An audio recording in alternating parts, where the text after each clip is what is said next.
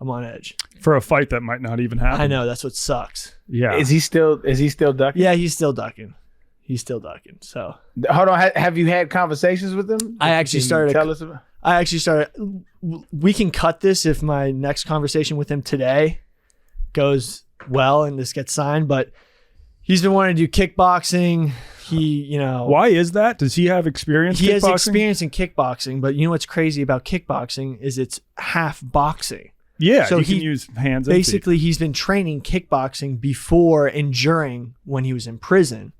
So in a lot of sense, he might have more experience than I do in boxing from my limited experience of before the Jose Canseco fight and just sort of hitting a bag for exercise for the past 2 years. Mm-hmm. So, hey, I mean, if he doesn't think it's 3 1-minute rounds, 180 seconds of What's he saying? We got the money right. We literally got the money right. Rough and Rowdy is not going to just turn into a kickboxing tournament. To change a boxing card to a different style of fighting card, especially with commissioners and whatnot. We have a great relationship with the boxing commissioners in West Virginia to just be like, hey, we want to sponsor a kickboxing event, something that I don't even think a kickboxing event has been commissioned in West Virginia for the past 20 years. What is he saying though? Is it what's he? He's has some difficulty with his probation officers. He needs a 30-day. He needs to notify his probation officers 30 days in advance before he leaves the state. Also, in order to get that expedited, he would have to go in front of a judge, but the money would have to be right. We literally, put it together so the money would be right. I honestly now want to kick his fucking ass because he's been so difficult about it. But, we sort of expected it from him. I mean, hopefully, honestly, I pray this fight actually happens because I'd fucking kick the shit out of him. Literally. I like this. I'd punch the shit out of him. That's what he's worried about, though. So I would say on the pod publicly, it's going to be a very close fight. I've been binge drinking the past couple days, not thinking this fight's going to happen. Mm-hmm. My cardio is shit. My HRV is 30. It's not in the hundreds. Yeah, it's going to be a very close fight. Cardio, yeah. I mean, also, but the thing is, he's been training throughout prison. So he literally he's fight ready. He when you're in the can that, especially in that. I don't know, bro. Yeah, how much training can you do? He was in that bitch like Rocky punching meat and shit. No. He was probably punching some meat. Probably, yeah. In solitary confinement. No, but when I don't think he was on it like you think. Solitary confinement has to be great because you can just jack off in your cell and not have to worry about your cellmate watching. Yeah, he was in protective custody for a while, which is protective custody. He's protected. But in those kind of country club ass prisons, you have gear that you can train with. What I'm saying, he's not in maximum security lockup where they don't let you access to weights and stuff because you might hit someone over the head with a 45-pound plate. He's a country club criminal. Yeah. I mean, fucker. Even should you call him live on the pod? Should I? Let me call him. Actually, I don't want to. That's wild. I don't know if we'd be allowed to. Would he? Yeah, I don't think that's legal, especially if we'll call him after the podcast. Let's slow. I'll call him off air. We'll cut this. I'll let you guys know because I might be able to convince him to actually sign if after the podcast. So if he does, that'd be huge. But literally, the money's right, everything's right. The guy's been training. He knows he can kick and knows I have no idea about kickboxing. And honestly, the thing about I actually talked to Devlin. Shout out Devlin, who's been amazing with all the rough and rowdy stuff. First fight and this fight. Devlin was like, yeah, you know what? If you want to, I was like, yeah, I'll kickbox him because basically just if I get inside on him, I don't give a fuck. I'll fucking just box him. Yeah. Just throw some kick checks. Yes. When he's throwing kicks and then just get in there, just fucking put him in fighting a telephone booth. But I don't think Dave Portnoy. Do you know how to block a kick? Yeah. Kinda. I don't think he has some. I think this is important, man. You said you're training, and I don't want you to get in there and get your ass whooped, Billy. No, trust me. I don't want that to happen. So what I want you to do is at least start thinking about defense for kicks, at least. No, I've been I've been in the gym. I'm training with some Albanians. Oh fuck. Can I ask uptown? Can I ask you a question? Why does the money have to be right for him if it's all going to restitution anyways? Like, why is he so fucking weird about the money? In order to basically to make it worth it going to the judge to get like it has to be a certain amount of his restitution. Be like, hey, look, this is like we're gonna make this much money. Like I can pay this much of the restitution. Okay, I thought you meant like he wanted a certain amount of money to like make it worth it in terms of just life in general. I'm like, he's not getting any of the money anyway. Who cares? Okay, that makes more sense. But it's frustrating. Hopefully, I'm gonna call him sometime tonight and just be like, yo, dude, like it's 180 seconds of fighting. Like no one really, because realistically, no one gets hurt in 180 seconds of boxing.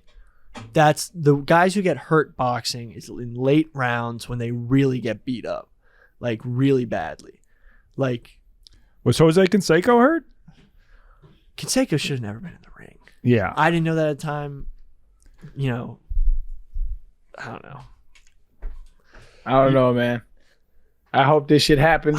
I hope it happens too. My trainers are like really hoping it happens because like they were with me for the first fight and now they're seeing me now like, and they're like, you've made so much progress since the first time we've met you. I shouldn't actually say that because now Billy won't even sign definitely if this gets released. So. Beautiful. Actually, should I fight Riff Raff? Well, what's your beef with him? Nothing. But I actually think he might get you. That nigga big, bro. Yeah, but he's a big dude. Well, he's like big dude. He's a little juiced up, but that doesn't really help you.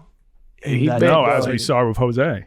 Yeah, the juice just literally gives you more mass that your heart has to pump blood to move, and then like after the first flurry, you're like dead in the water because the lactic acid just has more places to build up. Yeah.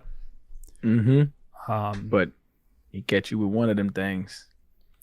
I haven't been on since the live show. I just want to shout out the Macrodosian who handed me a bag of shrooms afterwards on stage. I was with Arian and PFT playing some mini golf, and I popped a few of those, and goddamn, it was a good time. That was fun. I killed that shit, by the way. Yeah. Yeah. I won. Yeah, I won. Yeah, killed that shit. Yeah, shout out to that. It's Macrodosian. Yeah. Sorry, Macrodosian. Cool. That sounds better. Yeah, you new to this. It's all good, man. It's all good. I did want to holler at Big T. Did you catch what happened with Brian last night? Yeah. What about What's your thoughts, man? you're a sports guy. I mean, we're never going to see that in our lifetimes again. I just thought that was a powerful moment for everybody that loves sports, a sports watching guy. It was cool. I have a teed off about it. Oh, and it's not about him. It's not about his incredible accomplishment. One of the greatest basketball players to ever play the game. I just got to say on the record real quick. He's now surpassed Jordan in my opinion, and it was before this big ass record breaking performance. I think he's the greatest basketball player that's ever lived, by the way. And it's hard for me to say because I'm a Jordan stan, but to me he did it.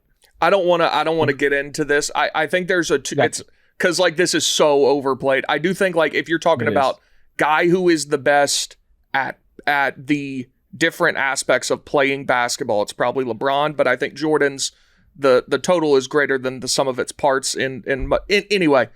Did you see the picture of it's from the opposite baseline of LeBron taking the shot, and you see the entire crowd and every single person except for Phil Knight sitting courtside is filming it with their phone, looking at the screen on their phone. And I'm like, this is very, I guess, old man yells at cloud, but I'm like, you paid $2,500 to sit there and witness this thing that like you can never recreate, and you're looking at it through a screen on your phone as it's happening in front of you. I find that insane. Well, now you can recreate it by looking at your phone and just watching the clip. You could watch a much better clip that was filmed on 8K cameras. You got to do it for the gram, though. No one's going to know that you were there unless you throw it on your Instagram story. I genuinely believe it's like a real indictment on society, like that photo. I really believe that. No, it's true. I mean, every concert you go to, just everyone has their phones up the whole time, just filming the whole performance. And it's like, you're not gonna go home and just rewatch that performance on your shitty phone. And when you put 8-9 clips on your Instagram story, nobody's watching them. Nobody cares. No. You know what's crazy? I think that's going to affect how people like story tell in the future, because they'll get lazier with description because they have physical evidence, like physical images, videos to show people. They won't be able to encapsulate the moment using their words and adjectives, and like I think it's going to affect societies. Like we won't have as good podcasters because the verbal medium will be like, oh, check this out, look at this. Good, no one can come. I guess it also depends what you do for your job. Like I'm a video creator as my job, so like some sporting events, I'm there to make a video about the whole show and the atmosphere, and so like I'll definitely be filming. So I'm like, oh, I got to get that shot on camera, and I'll end up making a great vid, but it does kind of take away from my just like personal experience of it. I'm not just in the moment soaking it up. I'm just constantly thinking, oh, I got to film this, I got to film that. But most of these people they just want a little highlight reel for the Instagram story. I don't know, man. I actually see both sides of this shit, man. Like I really am both sides in this, because I can understand hey man, just put your phone away and enjoy the shit. But you have a very unique angle to a historic event. You know what I mean? Like nobody in the world has your angle. There's something to be said about that, but also I do understand how it's like, yo, just enjoy it. But it's also like you can recreate that dopamine when you watch it back years later. I think and it's not like it didn't happen in front of you, like, so yeah, but you were enjoying it still. You could watch the clip on like, YouTube or whatever and have the memory of, I was right behind the basket, like watching that happen, as opposed to you never actually saw it in front of you. You saw it through your phone screen. That's crazy to me. It was happening right there, right 50 feet in front of you. The solution is to watch it with your eyes, but just hold the phone up. But don't be looking at the phone.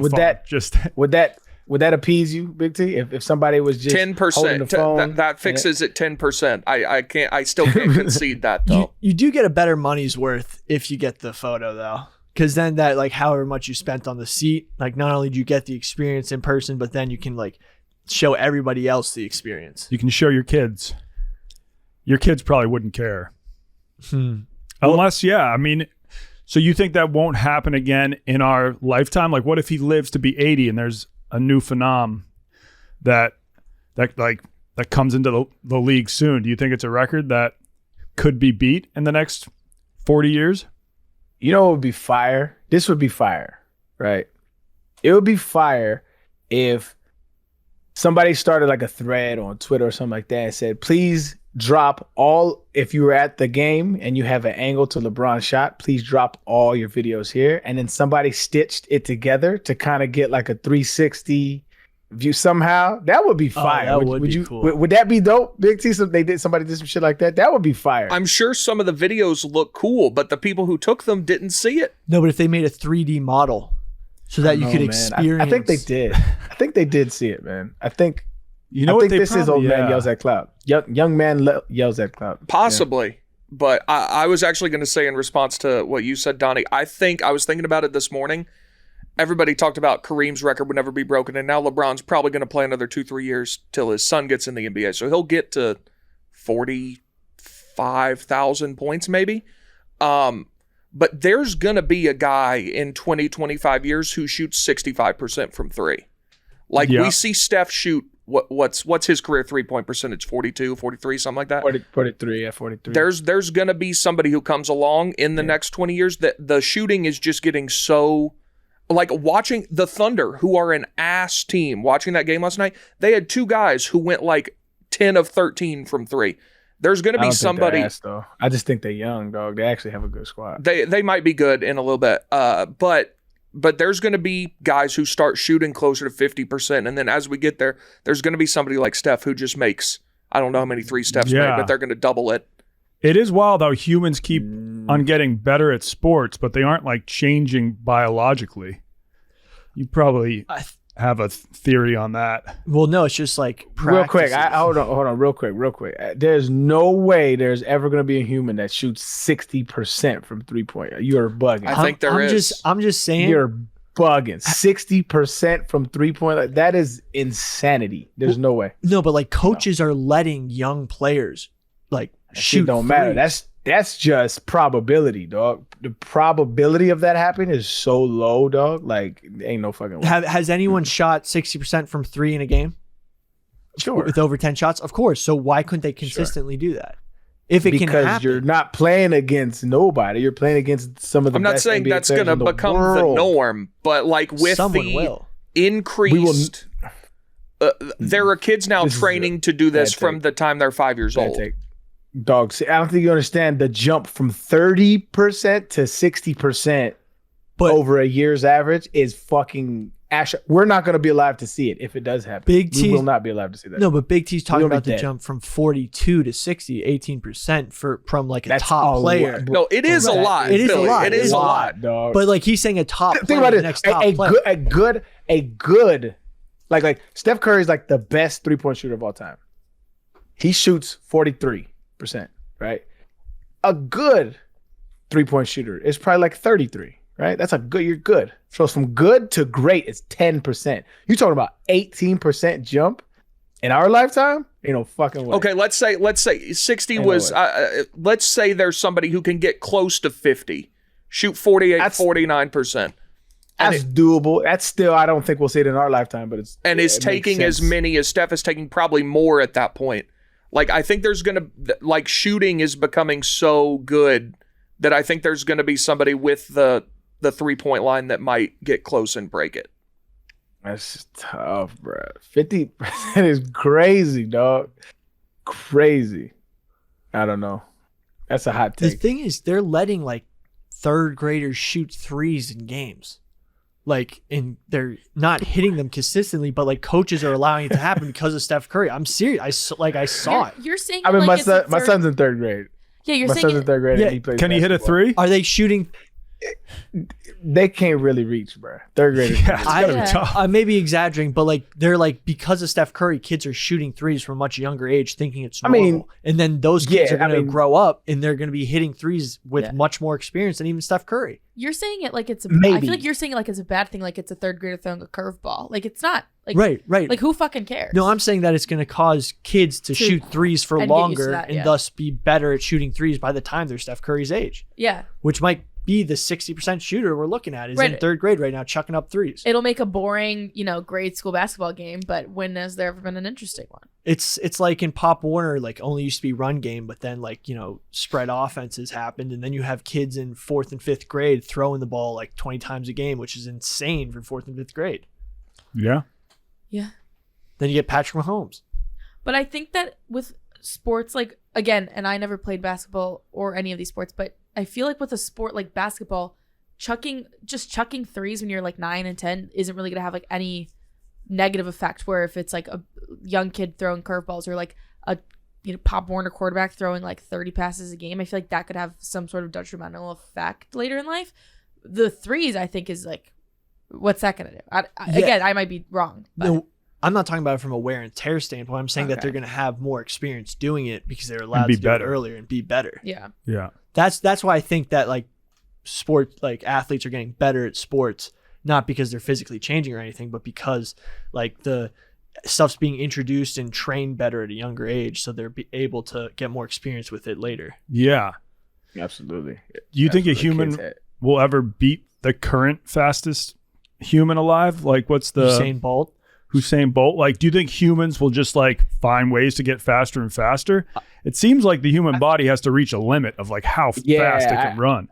I agree. I when it comes to track and objective shit like that, I think there is an absolute limit for human beings. I don't think right now the current world record is it, but I think in the next 100 years we're gonna peak athletically because when we were growing up, sports was cool as kids, but it was never trained to the extent it is now. Like you got parents putting their kids in camps and hiring coaches in Little League.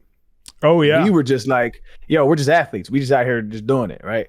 But you got that sport-specific training at a very young age. Yeah.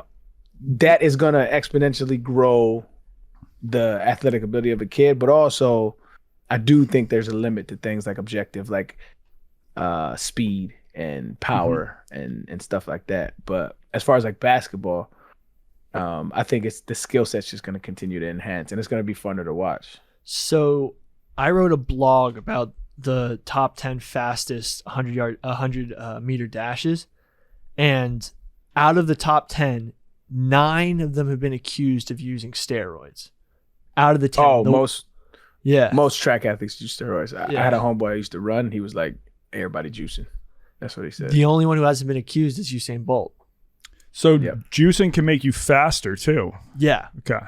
So that Italian guy who I think is like the first European by nationality to ever break the top 10 fastest ever, he was accused of doping because like his trainer who had him on is a bodybuilder, and his trainer's side job is basically to get guys jacked and train for bodybuilding tournaments. But like he's just been doing performance enhancing with this guy.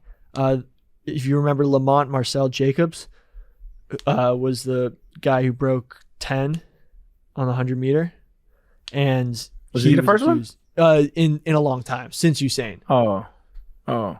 But he was doping. Like all these guys have been accused of doping. So I think chemically enhanced, I don't think we've reached the highest potential.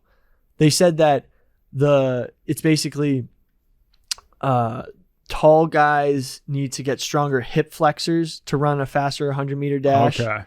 And then what was the other one? My hips don't flex at all. It's the worst part of my body. Yeah, hip mobility. Yeah. That was a bane of my. I have zero hip mobility. I would have won 3 Chinese Super Bowls if I could flex my hips. You're talking to the Chinese league JJ Watt right here. I know. I can't believe Arian didn't know that until the live show. Yeah, that's great. Oh, dude, our listeners don't know. Go ahead, stun on them a little bit, Donnie. I won a Super Bowl in China with the Shanghai Warriors. We beat the Shanghai Titans. Also took down the Chengdu Panda Men. The what? The Chengdu Panda. Oh, it was Chengdu Panda Man. What's a Panda Man? They had a sick logo. It was one of the coolest logos I've seen. I wanted to just start making merch with that logo. I actually had a t-shirt with it at some point, but yeah, the Chengdu Panda Man, and our ref was on a fucking Segway scooter and smoking cigs during the game. We're just like cruising around the field. You saw a lot of absurd shit out there. They were going up and down the field while plays were happening on a Segway. Yeah, one of them was. Panda Man. It's just a half man, half panda. I guess so. The Chengdu Panda Man. That was the one team that had a former D1 football player. He played at University of Michigan, and he got some sort of scholarship to go out to China and play in this league as well as coach Chinese youth. Yeah, that's if you look up the logo, it's so cool. The Chengdu Panda Man. I mean, loosely related. I was watching Kung Fu Panda with my little daughter this weekend. Goated movie. Kung Fu Panda 3 might be one of the most underrated kid movies maybe ever. That shit is fire. Has anybody seen Kung Fu Panda 3? I didn't know there was a 2. Yes. Wow. I did see 1. It was enjoyable. 1 and 2 are really good. I would imagine 3 is good too. Wushu 3 is Mushi. Mushi finger hole. No, Wushy finger holes. Yes. We gotta get that right. Yeah. But like it has some of the dope, just the whole series has some of the dopest like isms ever in life. Like Master Oogway. Are they like Chinese proverbs? I mean, I don't know. It's good writing. I couldn't tell you, but they like Master Oogway is talking to the panda, and he goes like, one often meets his destiny on the road he takes to avoid it. Like that's hard. Like just like filled with gems like that. Yes, mad Uguayisms. Yesterday is history. Tomorrow is a mystery. Today is the present. Or today is a gift. That's why they call it the present. That's what I learned in Kung Fu Panda. Yeah, that was one of the lighter ones. But Spy Kids had the OG, like, this is way too philosophical for a kids movie. It was like, Thumbs. does God stay in heaven because he Oh, yeah. too is scared of what he created?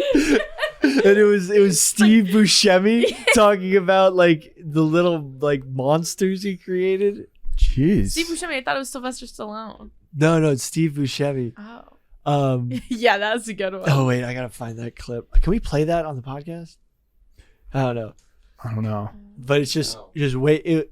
It's the one with like the thumbs running around. Yeah, the thumbs are running around. And like the gorilla tarantula thing running around. Spy Kids rules. That was the first movie I ever saw in 3D. Bro, listen to some of these Master Uguay quotes, bro. Your mind is like water, my friend. When it is agitated, it becomes difficult to see. But if you allow it to settle, the answer becomes clear. Come on, fam. He's spitting. Here's another one. If you only do what you can do, you will never be more than you are. It's hard, man. Yeah. I'm trying to think if these are all actually Master Uguay or they took them. Or like I'm sure. No, this is Master Uguay. Is Master Uguay a real person? No, he's a turtle, dog. I know. Wait. No, but I'm just wondering if they like named Master Uguay is Master Uguay. He's no one else. I'm just like trying to think if they like named like look at this a character. Here's another one. Here's another one. When the path you walk always leads back to yourself, you'll never get anywhere. Oh, he was talking to this was on Kung Fu Panda 3. He said, when will you realize the more you take, the less you have? That's hard. Master Uguay. Oh, so this is the last one. Where he says he's talking to Shifu. He's talking to Master Shifu, and Master Shifu saying he's trying to convince Uguay that the panda isn't the dragon warrior, right? And he was basically saying like you can't control shit. And he was like, but if I take this seed, I'm planted to the ground, I control where it grows.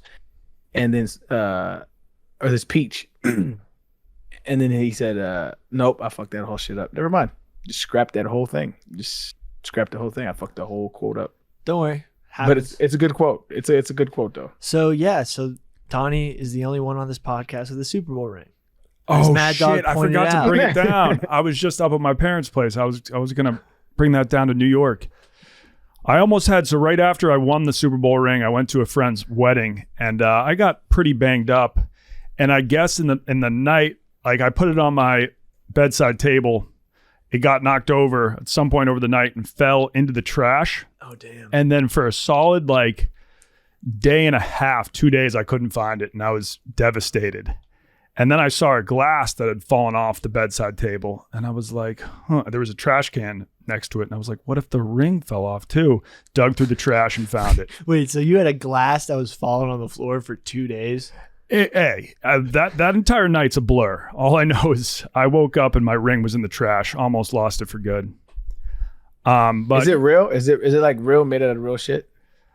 It's made with real silver. I mean, it's a sick design. We actually had to pay for it. Everybody on the team had to pay for their ring. I assume if you win the real Super Bowl, you just get the ring. It was maybe like $250 or something like that. I'll shoot you a photo. Were photo of it. Lab grown diamonds? No. They could have been. They make a ton in China. I'm not opposed to that. It's better than blood diamonds. Yeah. I mean, that's facts. Diamonds this whole diamond industry is like terrible. They've been artificially inflated. Yeah. There's a lot of pressure. Like when some people get married, they feel so much pressure to spend like I've heard of people spending 15 to 20K on the engagement ring. And it's like a third, don't they say? Like 3 months like salary. Yeah, they say 3 months salary. 3 months, yeah. That's all like a scam that was started by K Jewelers. Like, dude, if you marry that girl, like you could put that money towards a house, like something you'll have for your entire life. Why isn't it proposed with a house? Or I feel like yeah. Or you could give me a fucking huge rock. I don't.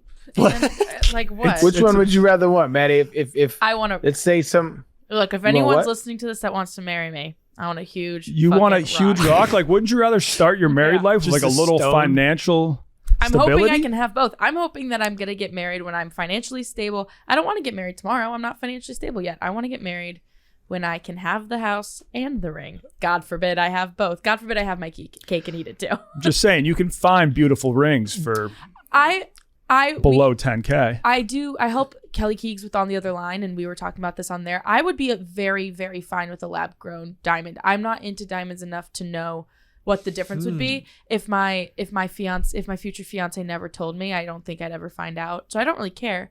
But I would like it to be a substantial size. Sue me. Lab grown diamonds are more perfect than naturally occurring Exactly. diamonds. They're what's the word? More symmetrical. I think they're clearer. They're too. clear. Yeah, Yeah. the clear is So- important. The clarity The is clarity, higher. I mean, yeah, but I want a now, massive if you, ring. like who saw Blood Diamond? Yeah. yes. De Beer. Never seen it. Now, if you played pro football, then I think the woman's going to be expecting a certain size ring. There was a correlation that Right. the more that's spent on the ring, the less successful the marriage is. Ooh, I saw like that saw that stat. stat. I'll look it up. So, No, I just want a nice ring. Big. Do you nice want ring. a huge wedding? No. I rather have a huge wedding. I also have Then no. buy your wife a huge ring. Yeah, I've never Yeah. been the girl that's like, oh, I have every part of my wedding planned out. So I don't know, but it terrifies me. A wedding terrifies me. I don't like thinking about being vulnerable in front of a public audience. Like you have to walk down you have to kiss someone in front of your parents and like your aunts and uncles. That's disgusting. Get it out of my face. Well, it's not like a full-on makeout sesh. It's just But like some a people, little- I mean, I wouldn't, but some people do. Bro, what? Or like doing my first dance in front of my mom and dad. That's so embarrassing. That like makes Your me first dance is gonna be with your dad. No, but like you do one like with your dad, but you also do one with your husband or wife. You do dad first because your dad is giving you away. Yeah, but then I gotta do it with my husband, and that's so embarrassing. Just Oof. slow dance. White people don't got rhythm anyway, so No, it's just, but- nobody's expecting much. little foxtrot. Ooh, it's everything about weddings. That's why I've never thought about it. Everything about a wedding like it scares me. I don't like ugh. Says me talking on a podcast, but I don't like that attention. Like the eyes. No one sees me when we do these things. Like I don't want people beating down their eye. Like what if they don't like my dress? We need a mad cam. Just We got get one. super close We up got on your one. face. She puts it on every Okay. now and then. But, hold like, on, hold on. If you can't dance with your pops and the love of your life or your moms in front of people that you love, like you need to check the wedding guest list, dog. They probably got people Right. that you ain't fucking with. So But don't that's- invite nobody that you don't fuck with, and it's all good. That's why I wouldn't want a huge wedding, because like I feel like a lot of people that have these huge like 400, 500 person weddings. Again, you may know and love all those That's people very silly. much, but like No, I nobody am not knows comfortable. 500 people. Yeah, I'm not comfortable with 500 people, let alone enough to dance I don't and even- kiss and like and express my truest love to someone and like Whoa. oh my god, like imagine doing your vows in front of like your second removed great aunt. She's never even met you. Like oh Yeah, that but she's cringes me. heard about you. That's what I'm saying. And now No, she's this- hearing about how much I love my Because husband. think about your second removed first. Wait, what'd you say? I just you made up. But like, let's say it's like your mom's cousin. Like your Yeah. mom's cousin grew up. Like saw your mom at holidays. They were probably like friends. Like they had more affinity for each other than siblings. Well, I bet she because was at my mom's wedding. They didn't have to live with each other, and then they found out, oh, that person had a daughter, and then they're like always thinking about. They're like, oh, like my cousin's daughter, and there's like, oh, my cousin's daughter's getting married. I finally get to see them for an occasion. Like those are things that keep families together. No, it doesn't. That no. shit. Listen, bro. If you're gonna do a wedding, this is advice to anybody out there who's gonna do a wedding. You're gonna do a wedding. Do a destination wedding. That's and what I'm say doing. You, and then I you saw pay, that. and then on the invitation says you pay your way, and then we'll get like all the food and stuff is on us when you get here, right? That way, you cut out all the people who really don't want to go Right. to see y'all. Right. So then it's like, if I travel to see you, it's like, I love you, dog. So I'm going to spend this money and it's going to be out of my dime. And I'm going to go see my people get married. But the people that just kind of like, I mean, we like them, but do we like them $800 worth? You know, Yeah. and you cut all that shit off. The wedding ends up being like 40 to 50 people, and those 40 to 50 people that you really rock with, and your wife really rocks with, then it's just a party. Then it's just a dope ass party. Like, you know what I'm saying? I'd be Life fine with hack. that. You're welcome. That's what I'm doing. We're getting married close to Dublin, August 12th. And yeah, I invited a lot of people, sort of like assuming or hoping that like half of them wouldn't be able to come. I haven't gotten a lot of no's yet, but it's still pretty early. Wait till them, you know what I'm saying? Wait till they, did you guys book? Hey, just reminder, did you guys book? That shit start to dwindle, dog. I'm telling you. Yeah. No, it is It's the- a big commitment.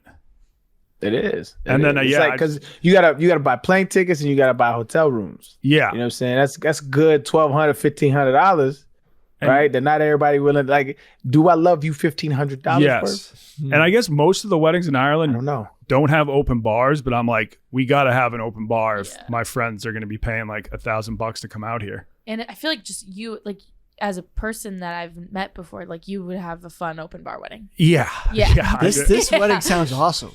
And I've met your fiance Yes. too. Like, you guys need to have an open Yeah. bar wedding. I think I there mean, are. what's even crazier, nobody on the podcast got an invite to Donnie's wedding. I wasn't gonna say I- it. I wasn't gonna say it. I may have So- sent PFT an invite. Is Wow. he going? Well, I think he may be the only one from the company currently invited. But hey, if I start to get some no's, Yeah. that opens No, up no. space for all of you guys. No, don't worry, Daddy. Having nothing to do I with like that. with Donnie's wedding, I was just thinking about how many people do I would I spend $1,500 to go to their wedding, and I think it's 2, but even then I wouldn't be happy about it. Also, then you'd probably be in that wedding, right? If it's these two Yeah. people. Yeah. But 1,500 is a lot. No one in this room. that's it. No. It's commitment. No. But you can use it as an excuse. Like, have you ever wanted to visit Ireland? Not even a little bit. Okay, all right. Really? Dublin rocks. It's Yeah. awesome, dude. I absolutely Yeah. want to visit Ireland. I Hold on, It's wait, awesome. oh, it's wedding season. Wait, what season is it over there during that time? Is that It's a the thing? Same hemisphere. Same? Oh, Same. yeah, That's whatever. Australia. Latitude. That's right. Yeah. So, wedding season, absolutely. Was it April, May, June-ish? Yeah, I don't know when an official wedding season is. Is that just It's from, like, the April. summer? No. It's When's your like when's your April when's your wedding wedding? to- When is your August wedding? 12th, so it's in Ooh, the yeah. summer. August. Okay. Is yeah. Is that golf in not the golf in wedding Ireland? Or, Oh, it's being held on a golf course. see some of the and, like- greenest shit in the world, dog. That shit would be Yes. fire. 10 friends are allowed to play for free. So Wow. if we don't fill that 10, Arian, I'll hit you up and you can come. Send me that invite. I'll Yeah. come just for the golf, dog. And I'll definitely show up at the wedding. Faded. Let's do it. No problem with that. It's it's a Jack Nicklaus course. Have you ever heard of him? Nicklaus. Klaus. Nicklaus. Yeah, I guess it's I didn't know who he was, but I guess he's a big deal in the golfing world. Yeah. Yeah. I He's only- like the second I only greatest read golfer his of all name. time. Okay. I've only read his name before, and I once had to say it on the podcast. And Nicklaus. it's Nicholas, but it's literally, I looked it up. They anglicized his pronunciation, but not his writing of his name. So Okay. just, The No, Clouster. I'm with you. I'm with you. I'm with you, Billy. It's not a mistake bullshit. I would have made. I would have never looked into the etymology of it. So it's not a mistake I would have ever made. But that's the most understandable mistake I think you've ever made that you got roasted for. That makes Yeah. sense. and plus he doesn't play anymore. So where would I have heard him? Like, yeah, Well, I no, wouldn't he's- heard him. I don't watch golf. Now so. he's very famous for designing courses. Oh, Yeah. He's like, I mean, if you're into golf at all, you know Jack Nicklaus. yeah. He was Tiger Woods before there was a Tiger Woods. Like he was like, yo, this dude's the greatest golfer ever until Tiger Woods came. Is he the golden bear? Yeah. I Oh, think it's that's a- golden. I think it's just some kind of bear. that's a sweet Is it nickname. gold? The Golden Bear. Yeah. I love that. And why doesn't he have a drink named after him, like Arnold Palmer? Take a couple Golden don't know. Bears. A Golden Bear would be a great drink Was too. it ginger It ale? would actually. Let's make it right now. What would be in Golden Bear drink? Ginger ale and whiskey. Yeah, I think that's already a drink. What is it? Ginger ale and whiskey is just a very a common ginger drink. whiskey. Yeah. I don't know. A whiskey ginger. That's one of my favorite drinks. Golden. Ginger ale and whiskey. Would that sounds like a even drink that'd be? get you in trouble. That wouldn't even be gold though. Would it be just like a dark brown? Yeah, it has to be We're with like looking for something- pineapple juice or something. whiskey and That might be too gold. That might be too light. let's get honey involved. I feel like Yeah, honey. honey. Yes. I like that. Yeah. I like that. Yeah, I that's- like that. Can't you honey. isn't Fair. there a honey type of Honey, liquor? mead, whiskey. mead. Yeah, No, Mead is fermented honey. ginger ale Honey. and Jack Daniel's honey. that's Jack Daniel's honey and ginger ale. That's a A good golden one. bear. Let's try that. Yeah, let's Let's get I'm on game. that game. we should make a Let's do it. macrodosing drink and sell it. We just It's got to Yeah. be green. yeah, it's got to be. That'd be I a was gonna say cool ass. macrodosing drink would be Absinthe. drugs. We'll put absinthe in that motherfucker. Let's talk to New Amsterdam. Let's get a deal. We'll be the next Pink Ooh, Whitney. macrodosing absinthe. We'll That'd be sick. That shit might be kind of lit actually. with the extra wormwood. Yeah, instead of a worm, it's a shroom at the bottom. They're like, no, wormwood's is like the hallucinogen in absinthe. Mm. So it's like Macrodose. Macro- Elixir. yeah, Potion. we should make a potion. Ooh, it'd have to be called elixir. The elixir. Macrodosing elixir. I'm getting hungover. I like that thinking shit. of A green drink? That sounds like the type of stuff that gets you arrested. you drink. No, it's gonna be illegal, dog. I know it's gonna be illegal, but no, like Fuck, after you pirate water. drink it, it just like makes you go little like crazy. Yeah, I mean, apparently that's kind of like just a myth that absinthe makes you hallucinate. They Like, apparently that's not entirely true. well in like the olden days, the old OLE days, when they're like we're making gin and shit, and gin used to literally just be like bathtub gin. They used to just throw a bunch of shit in there, and then it was like mold and like fungus would get around. Like people used to trip balls off of gin, and like absinthe was probably made the same way. So Yeah. like it was just dirty shit that made you blind and like killed Edward Allan Poe. You ever heard how he died? he drank rubbing alcohol, or Edward Allan Poe death, like they found him running around the streets tripping out. Wait, no, is this the right guy? wormwood. It says at high doses it can be a convulsant, which does not sound like a psychedelic. It just sounds like something that gives you a Inducing seizure. sudden and involuntary muscle contractions. Consultant. Yeah, that does not sound. Because I looked up absinthe. Absinthe will not make you hallucinate. This is probably the most widely held misconception about absinthe. Nothing in absinthe will make you hallucinate. Never has, never will. There is a chemical found in wormwood, absinthe's primary flavoring, called thujone. What a cool name. Thujone. That's known to be a convulsant at extremely high doses. So we can make a little absinthe macrodosing drink, bro. Is it legal to make absinthe? Actually, I think absinthe might be. like Yeah, how it's it's- illegal why would to it be make illegal? moonshine? I think there's certain absinthe that's illegal in the U.S. Yeah, and I think that's just because the alcohol content's too high. Absinthe is wild. I mean, it's just like very strong, so I once stayed. you only need a little bit. It's Swedish. it's kind of good. I don't And hate the taste. I've never had it. In general, in a general sense, absinthe is legal to purchase and drink. It was originally banned in the United States in 1912, as well as in several European countries around the same time. In 2007, it was legalized in the U.S. with regulation in regards to the use of thujone. So it's not absinthe, it's thujone. Thujone is the bad guy here. No, let's look up thujone. Thujone is a chemical compound so that's the alleged stimulant and psychoactive effect due to the thujone. That's what they think. Acts on the neurotransmitter GABA as so Ooh, I think it's. convulsant. Is Yeah, it the same ingredient in salvia? thujone. Oh, wait. I think they have. I think Wait. thujone is in salvia. it Okay, says. pharmacology. Thujone was thought to act similarly to THC on the cannabinoid receptors. This has been proven false. Wait. I had a homeboy that took salvia one time, and it made me never want to take that shit, dog. He was bugging. Like, he looked like a tweaker, dog. Like, he was like shaking and like talking in tongue. It was like, I was like, what the Yeah, fuck, man? it's insane that stuff's legal. Yeah, I'll never take that shit, dog. Oh, I had someone DM me and say that they took 50 kratom pills a day. And they're like, yeah, I got addicted to kratom. I can't stop. We talked about kratom a couple times on Yeah. this show.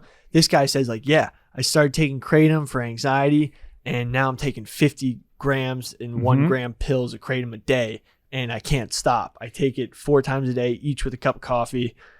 is like I'm just like, what the fuck? Yeah, you actually feel that stuff. I've tried Yeah. it. They sell those little like kratom shots.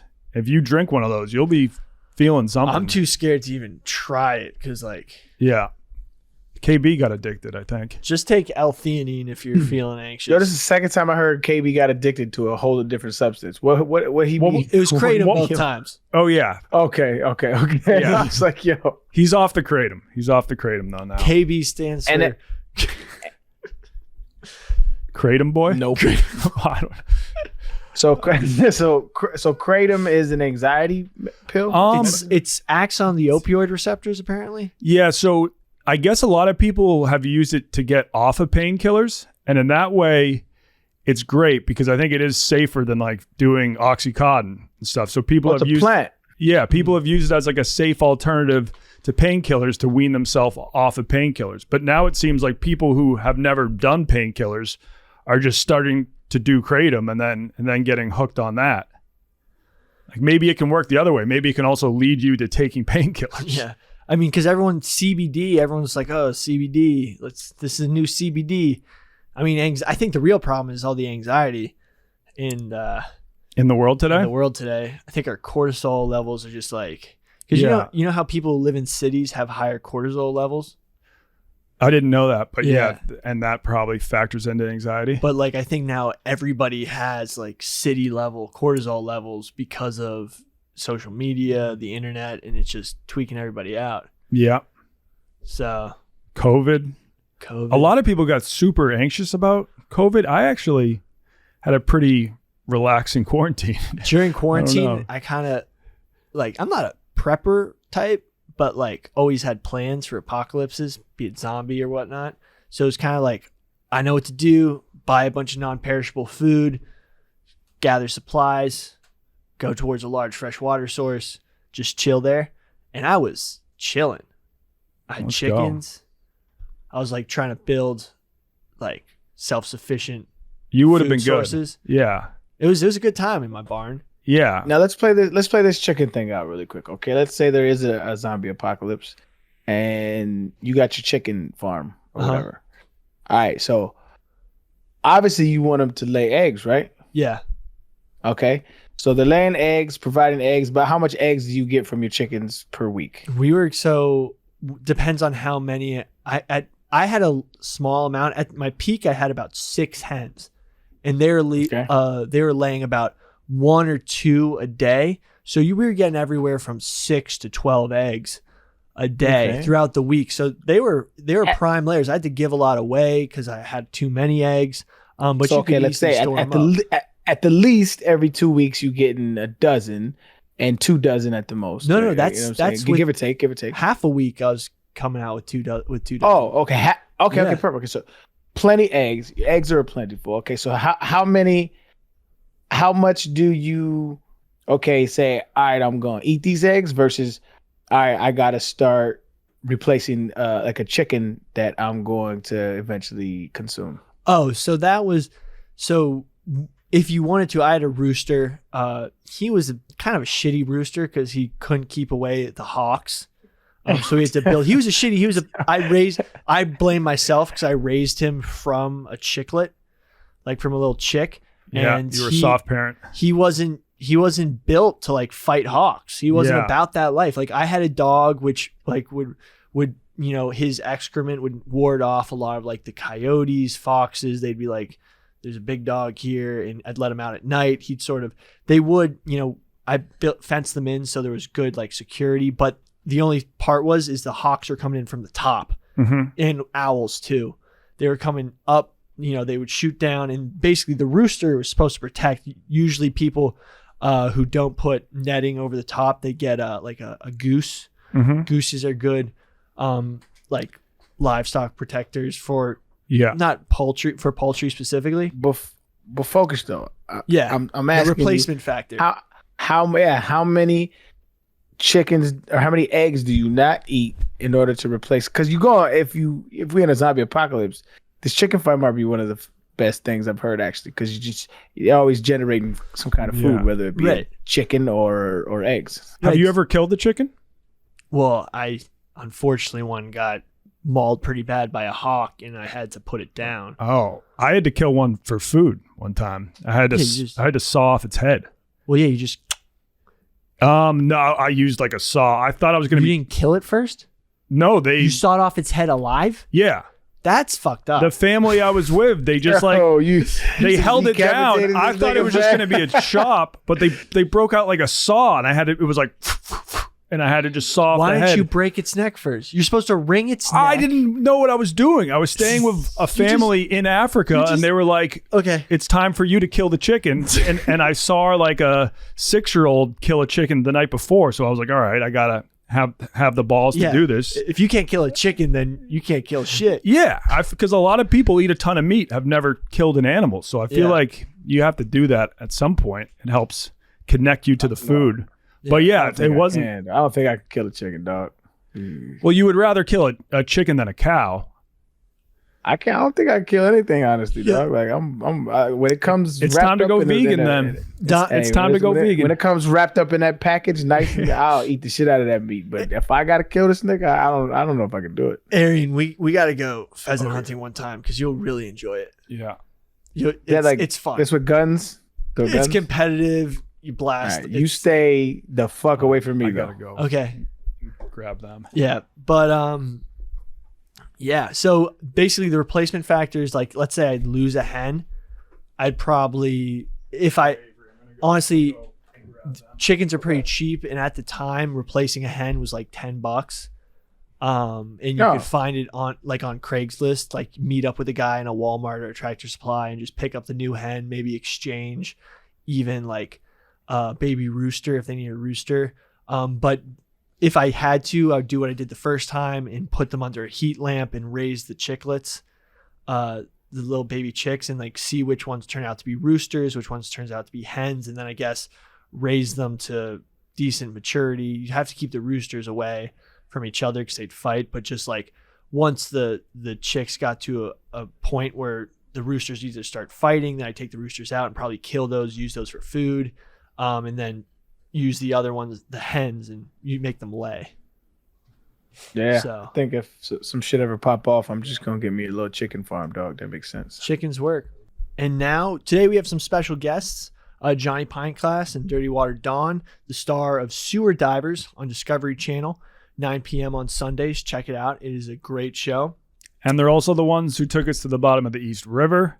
Johnny Pintglass was like probably the most experienced diver there. He was the one who was officially training us. Yeah, Dirty Water Dawn had a close call a week after we dove with him. So we're going to hear about that and then just talk diving in general. Yeah, it was actually a great interview. Starts a little slow, but by the end, you're going to never want to turn this off. It was an awesome, one of my favorite interviews of all time, to be honest. Yeah. So check it out. Those guys can shoot the shit for hours. Yeah. Great, just union blue collar guys just shooting the shit. Yeah, I told people that video was like the broiest, just like guys being dudes video I've ever made. And it was fun, just to be getting back in the locker with the boys again. It's just a bunch of dudes on a boat. Where else? It's just guys being dudes on a boat. Yeah. Guys on a boat and a bunch of locker room talk. Actually, let's get into the interview, I think. So here's the interview. Before we get into our interview with Johnny Pintglass and Dirty Water Dawn, we first want to talk to you about a sponsor very close to all of our hearts, Game Time.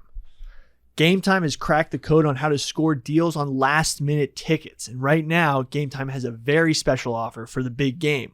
All users, not just first-time users, can get $100 off their big game ticket purchase with code BARSTOOL100. You know what you can do with that $100? Spend it on beers in the stadium. Spend it on snacks. Actually, I'm definitely going to take advantage of this because as a Game Time user and not a new time user, I can use this myself. So I'm probably going to try to hit up a Yankee game coming soon or a Knicks game, Rangers game, and use that $100 on concessions. Don, you used Game Time recently. Yeah, thanks to Game Time, I got to go to my first Celtics playoff games. Oh, wow. Yeah, I went to 2 in their series against the Bucks, and it was a blast. We had some of the best seats I've ever had, and it was my first Celtics game in maybe 6 years. Awesome. Before then, I was out in China just going to Shanghai Sharks games, and wow, the NBA is really a step above the CBA. Not only sports, but Game Time does concerts and other types of venues, all sorts of stuff. Download the Game Time app or go to the website, enter your email, and redeem code MACRO for $20 off your first purchase. That's MACRO, MACRO. And if you're going to the big game, remember, get $100 off with your purchase with code BARSTOOL100, even if you've bought tickets with Game Time before. All right. Now we're welcoming on Dirty Water Don and Johnny Pint-Glass. AKA the legend, AKA Johnny Santiago. AKA the head dive instructor of our Bone Rush expedition. And a leading dive instructor of the Northeast. Guys, it's great to have you on. These guys, if you can't tell, Donnie and I trust these guys a lot because we literally put our lives into their hands and they put us at the bottom of the East River and brought us back up, most importantly. That's the most important part. Well, of you it. came back up. Yeah. I'm proud of you for that. Appreciate it. But then we heard like a week after our dive, Dirty Water Don had a close call with some decompression sickness. Yeah, it was a touch and go there. I was a saturated diver. I was diving every day at 60 feet. And then this one particular day, we were at slack tide, and the current came in with a vengeance. What you guys felt down there, that hurricane-like rush, that was at 5.5 knots. This particular day, it was 7. I went from around 70 feet of seawater to surface in under 10 seconds. I swung like a pendulum.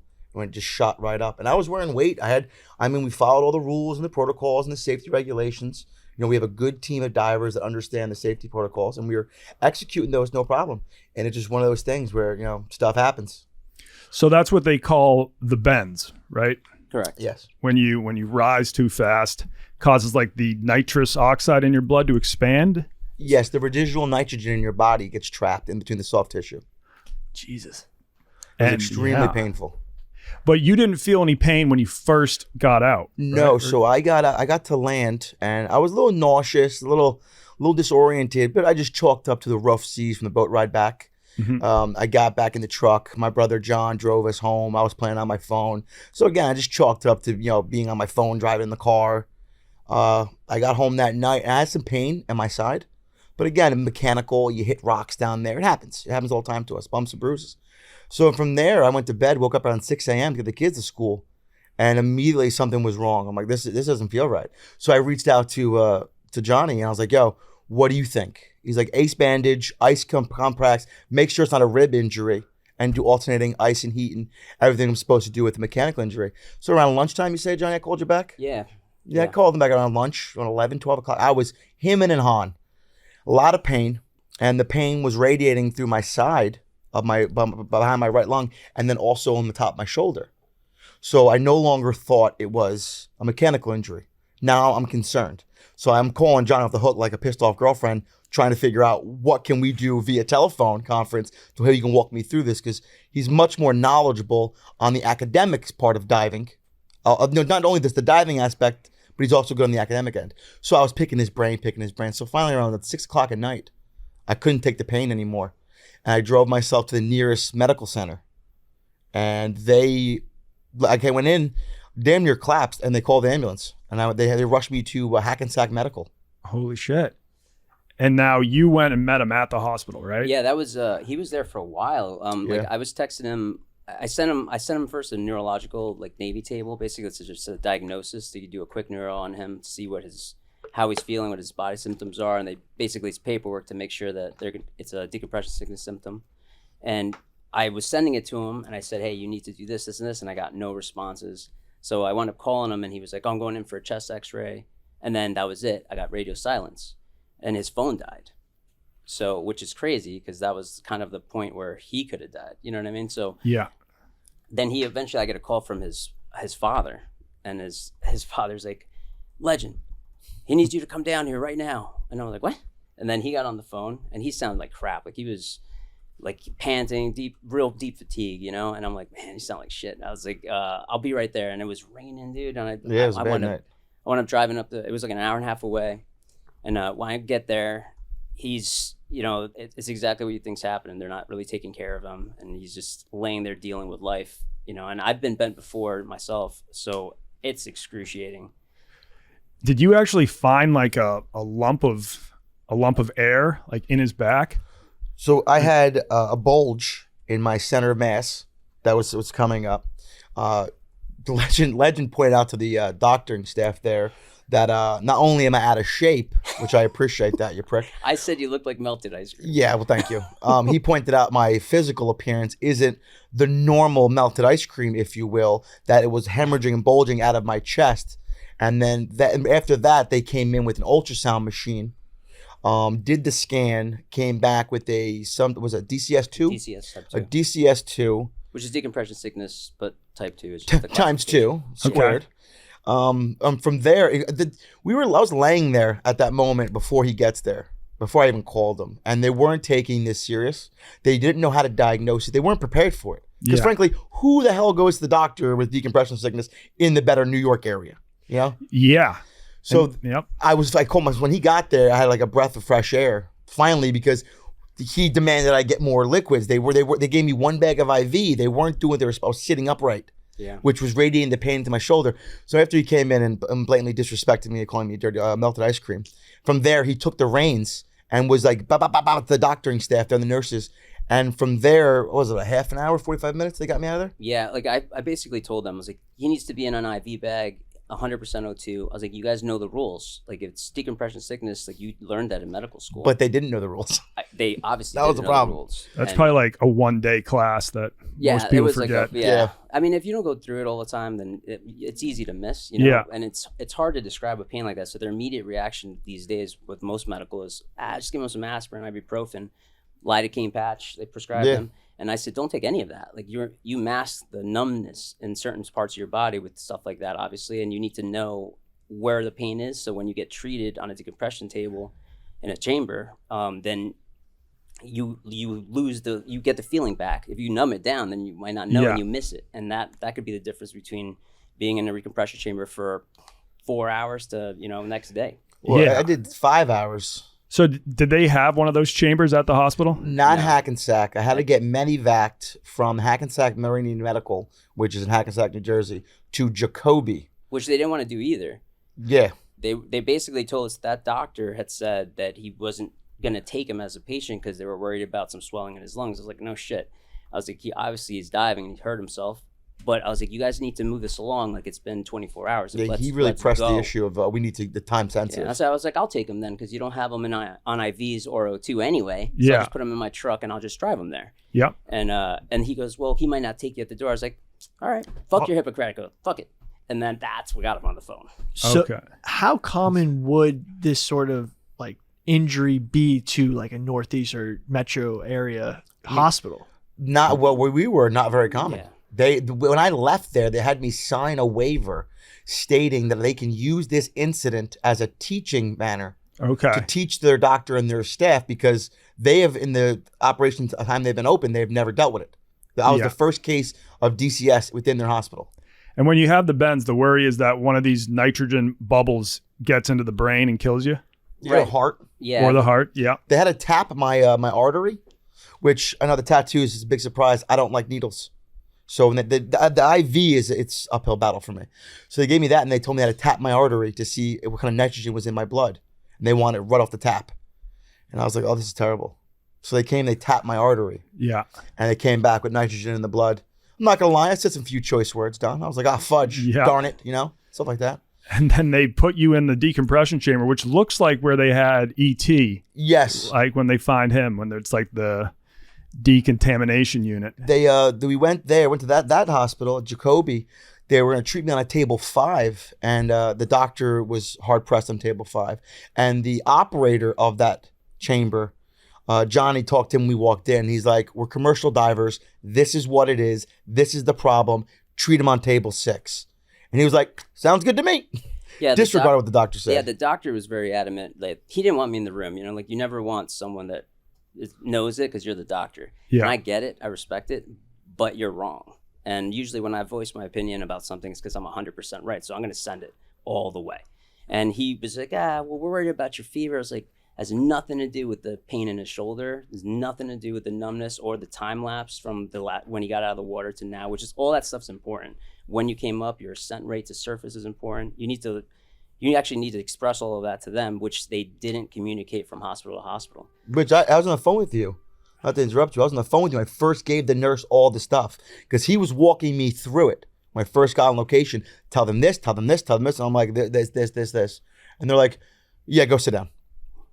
I'm like, I don't have time for this. And like, go sit down. And you literally don't have time for that. Like it's the Navy standard, or the Navy divers that came up with these dive tables. Like they went through it. They're called the Navy Experimental Unit. So they're the guys that rode bicycles underwater with breathing O2, bicycles with breathing acetylene. Like they went through gases to make sure that what you can survive on, what mixes are good, what kills you, what doesn't Do kill you think you needed a class to know not to breathe acetylene underwater? Like I get the pitch, but do you really need to do that? You know? For those that don't know, I don't what's even know what that acetylene? is. It's a flammable gas. You use it when using cutting torches. So either oxygen and acetylene, oxygen and propylene, or you have oxygen and what's the one barbecue grills? Propane. Yeah. So So is they're that just cutting torches. for underwater welding and stuff? That's for more topside weld. Topside burning. cutting and burning, Like, you yeah, cut brazing. steel beams with that. So it's like when the guy's holding that little like torch head, it's like this big, puts flame to it. That's what that is. That's the gas they're using. I find it odd that these rules, as they say, they're written in blood. Mhm. That you would need someone with a high education to say, you know what? I wonder if we can breathe acetylene. And let's do it on a 10 speed. Yeah, let's let's make it do- interesting. let's Like, I don't even have thought. Underwater. Yeah, underwater. It's crazy. Someone's got to be the guinea pig. I mean, that's what the guess, Navy yeah. was basically. So like I respect those tables as those guys died writing them up, so we take it seriously. And they have a certain percentage of guys that like, it's a rare case when it goes over, usually feel symptoms within the first half hour to, it could be immediate, like before you even make it to surface, you'd be feeling the symptom.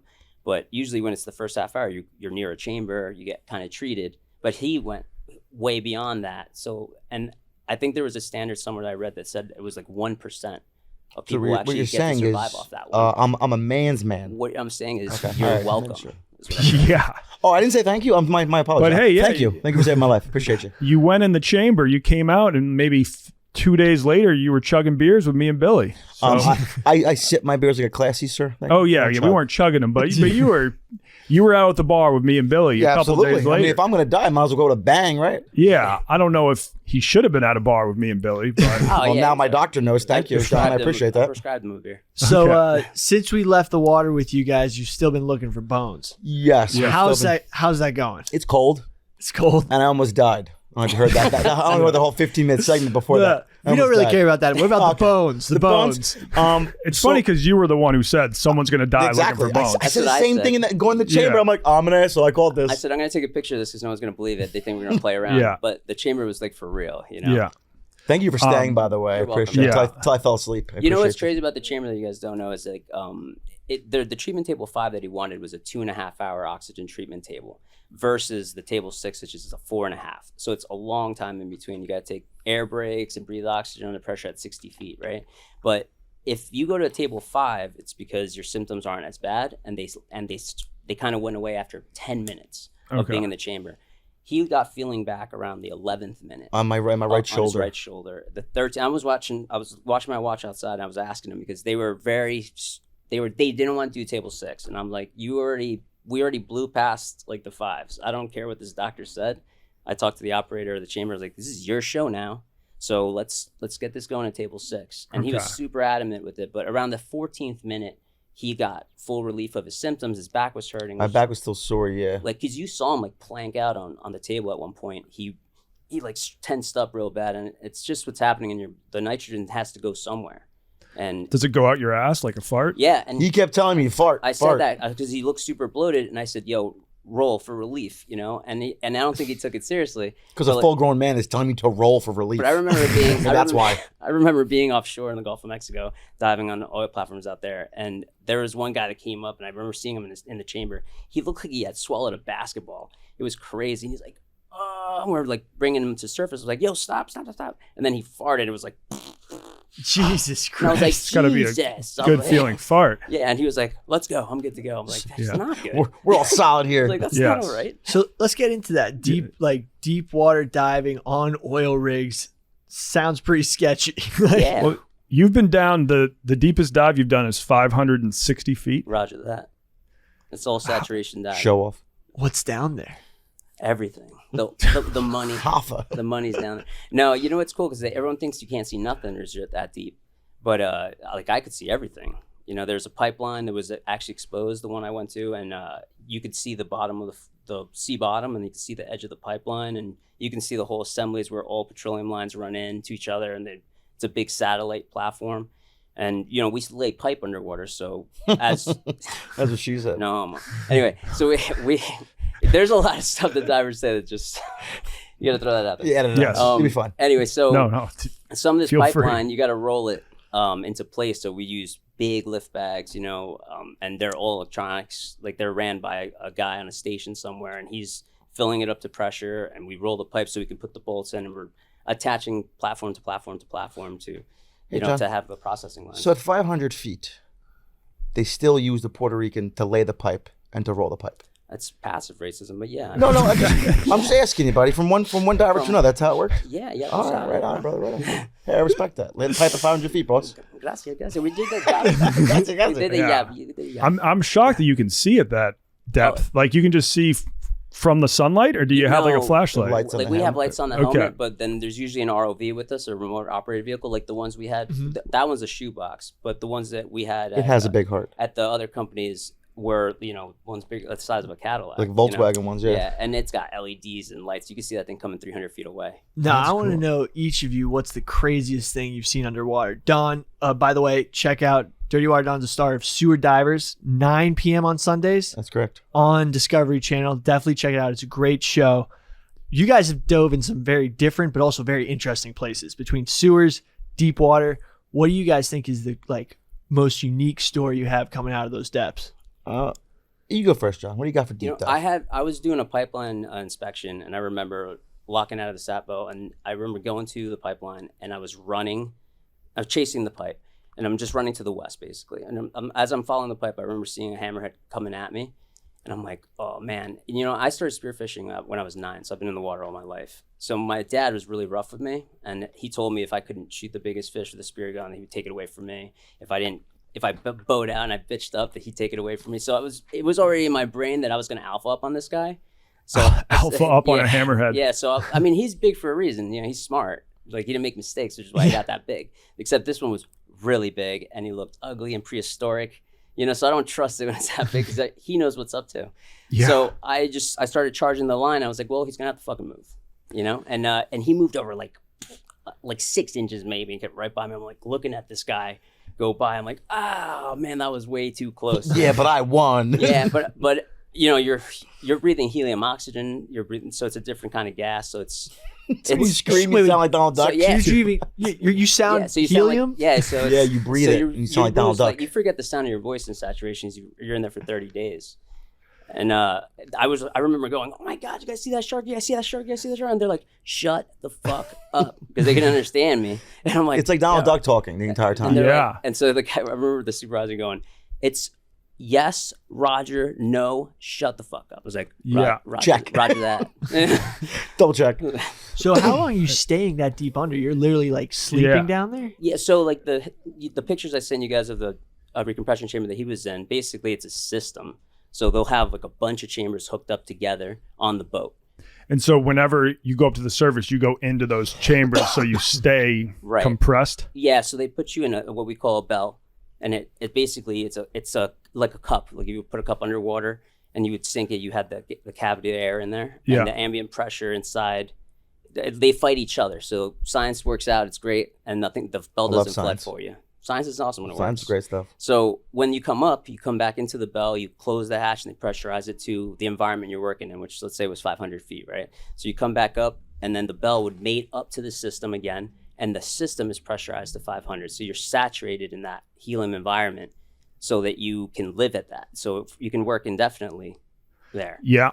It's also, it lowers your core temperature, though. It makes you very cold. Yeah, the helium does. Helium makes you cold. And Yeah. you sound like an idiot and you're cold. And you can get winded real fast, and like that's what I was saying with claustrophobic. Like I remember telling you, Billy, that was like you had 3 chances to really like bow out of that. You Yeah. know, it was like you put your hat on, you get scared, taking you out, get to the ladder, you don't go, getting scared, you're out, or you get to the line and you don't go, you're out.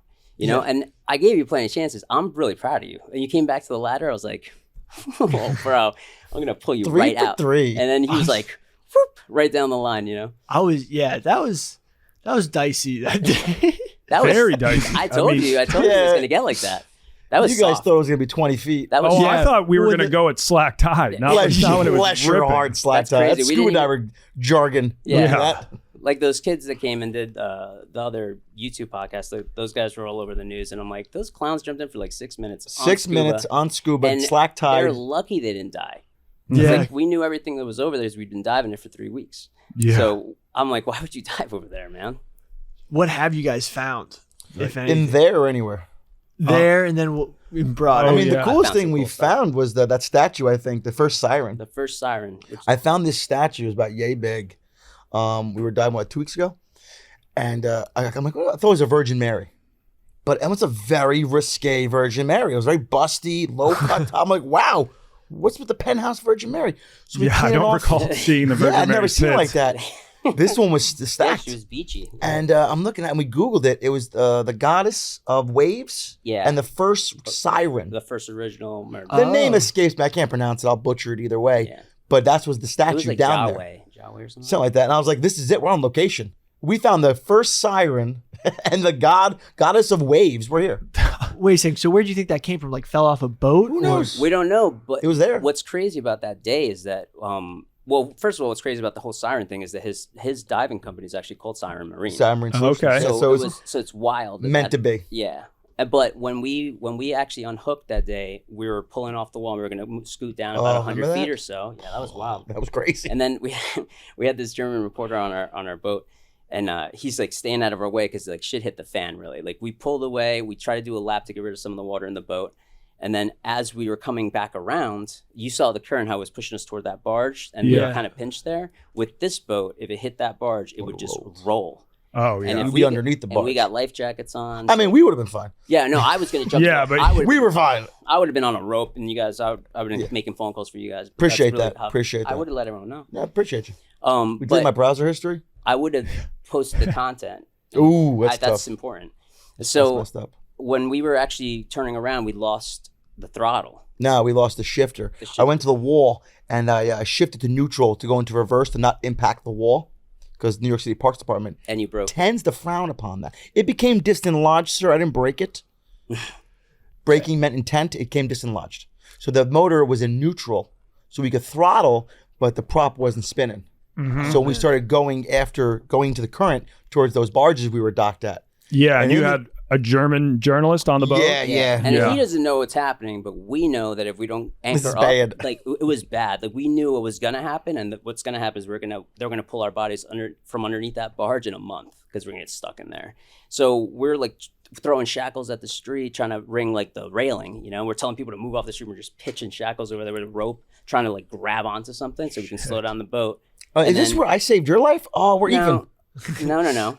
I'm calling it even. All stop. All right. Anyway, so as we're going toward the barge, we had this like crazy like whirlpool rush came up and kind of slowed the boat down enough for Cortez to run to the bow and kind of hold us off the barge, which is just a really random like. Yeah, that was a freak. Again, really- science. Gotta love it. Yeah, it was really weird how it slowed us down enough for us to hold it in place, and then we both wanted to pitch and stuff off the side to like get anchors set, and then he went to the back and manually. MacGyvered it. I saved your life. I was at the throttle waiting for you. I think we can come up with a verdict here. Billy, you think I saved his life? Have you gone diving since? Yes. Don't divert. Did I save the man's life? Yes or no? Yes. Then Thank you, Don. Appreciate Yeah. you. Yeah. The Wonton came together, made the Voltron again. Yeah. On the same page. We saved your life. We're even. We're even Yep. here. Have we Life been debt diving paid. since that day that we Yes. almost died? Yeah. I mean, are you my doctor or are you just asking because you're asking? I'm asking. 'Cause I'm Yeah, I asking. dove. I mean, I've almost died a couple times underwater, and I came out and changed hats and went right back in. I think it's more dangerous having Cortez drive us anywhere than it is diving. I'd say so. Yeah. So yeah, answer your question. Diving's Yeah, I under dove. control. Yeah. But I've flooded my whole hat before. It's completely filled up with water. You know, you get to Yeah. that point How where it far hits you. down were you when your helmet filled up with I was water? in Brooklyn. I was only like 25 feet. 6 feet. Okay. But we had like 6 inches of ice already. We broke through to get in there, and I was like running toward the bridge, and it was going to be a long run. So I had like 150 feet of rig out already. Oh, man. And I was just going to make my run, and then my diaphragm, which is just an O-ring that's a flat washer that's inside my helmet, broke. So Oh Jesus. and it was cold, so I had plenty of air, but as the air's coming in, it's freezing. in my Oh, we had that in Alaska too. and that sucked. So it was just spitting ice water at my face. I couldn't catch my breath, and then eventually the whole hat wound up flooding. And Oh Jesus. this kid that was there, Mike, pulled me out to the ladder, and I wound up just taking the hat off and throwing it on the deck. That's the third time I've thrown my hat. I threw it on the deck, and I was like, "Just put another hat on, let's go." And you gotta shake that off, man. Yeah, if you don't shake it off, you'll It's never like a get bad back car in. accident. If you don't get on the road again, Can we not use the word car accident when Cortez is driving us? Thank you. Yeah. My bad. Thank you. Cortez with an S. He works with us. Yeah. He's a great guy. Great guy. Not the strongest of drivers. He's learning. In all defense to him, he's learning. He's a new driver? He's a new. He lived in New York his whole life. Oh, yeah. And he yeah, just I know. recently, when he got back into the union, and he's a union driver now. Congratulations, Cortez. He got a car because now he's an adult Yes. and he's learning. So I bust his balls a lot, but he's learning. He's doing good. He's doing great, sweetie. So, what else have you found down there? You've done So a ton of times. We've heard some of the stories, but So do you want the Car- sewers yeah. or do you want the river? everything? Yeah. So you can the do craziest thing I got in a sewer system was in Patterson, New Jersey.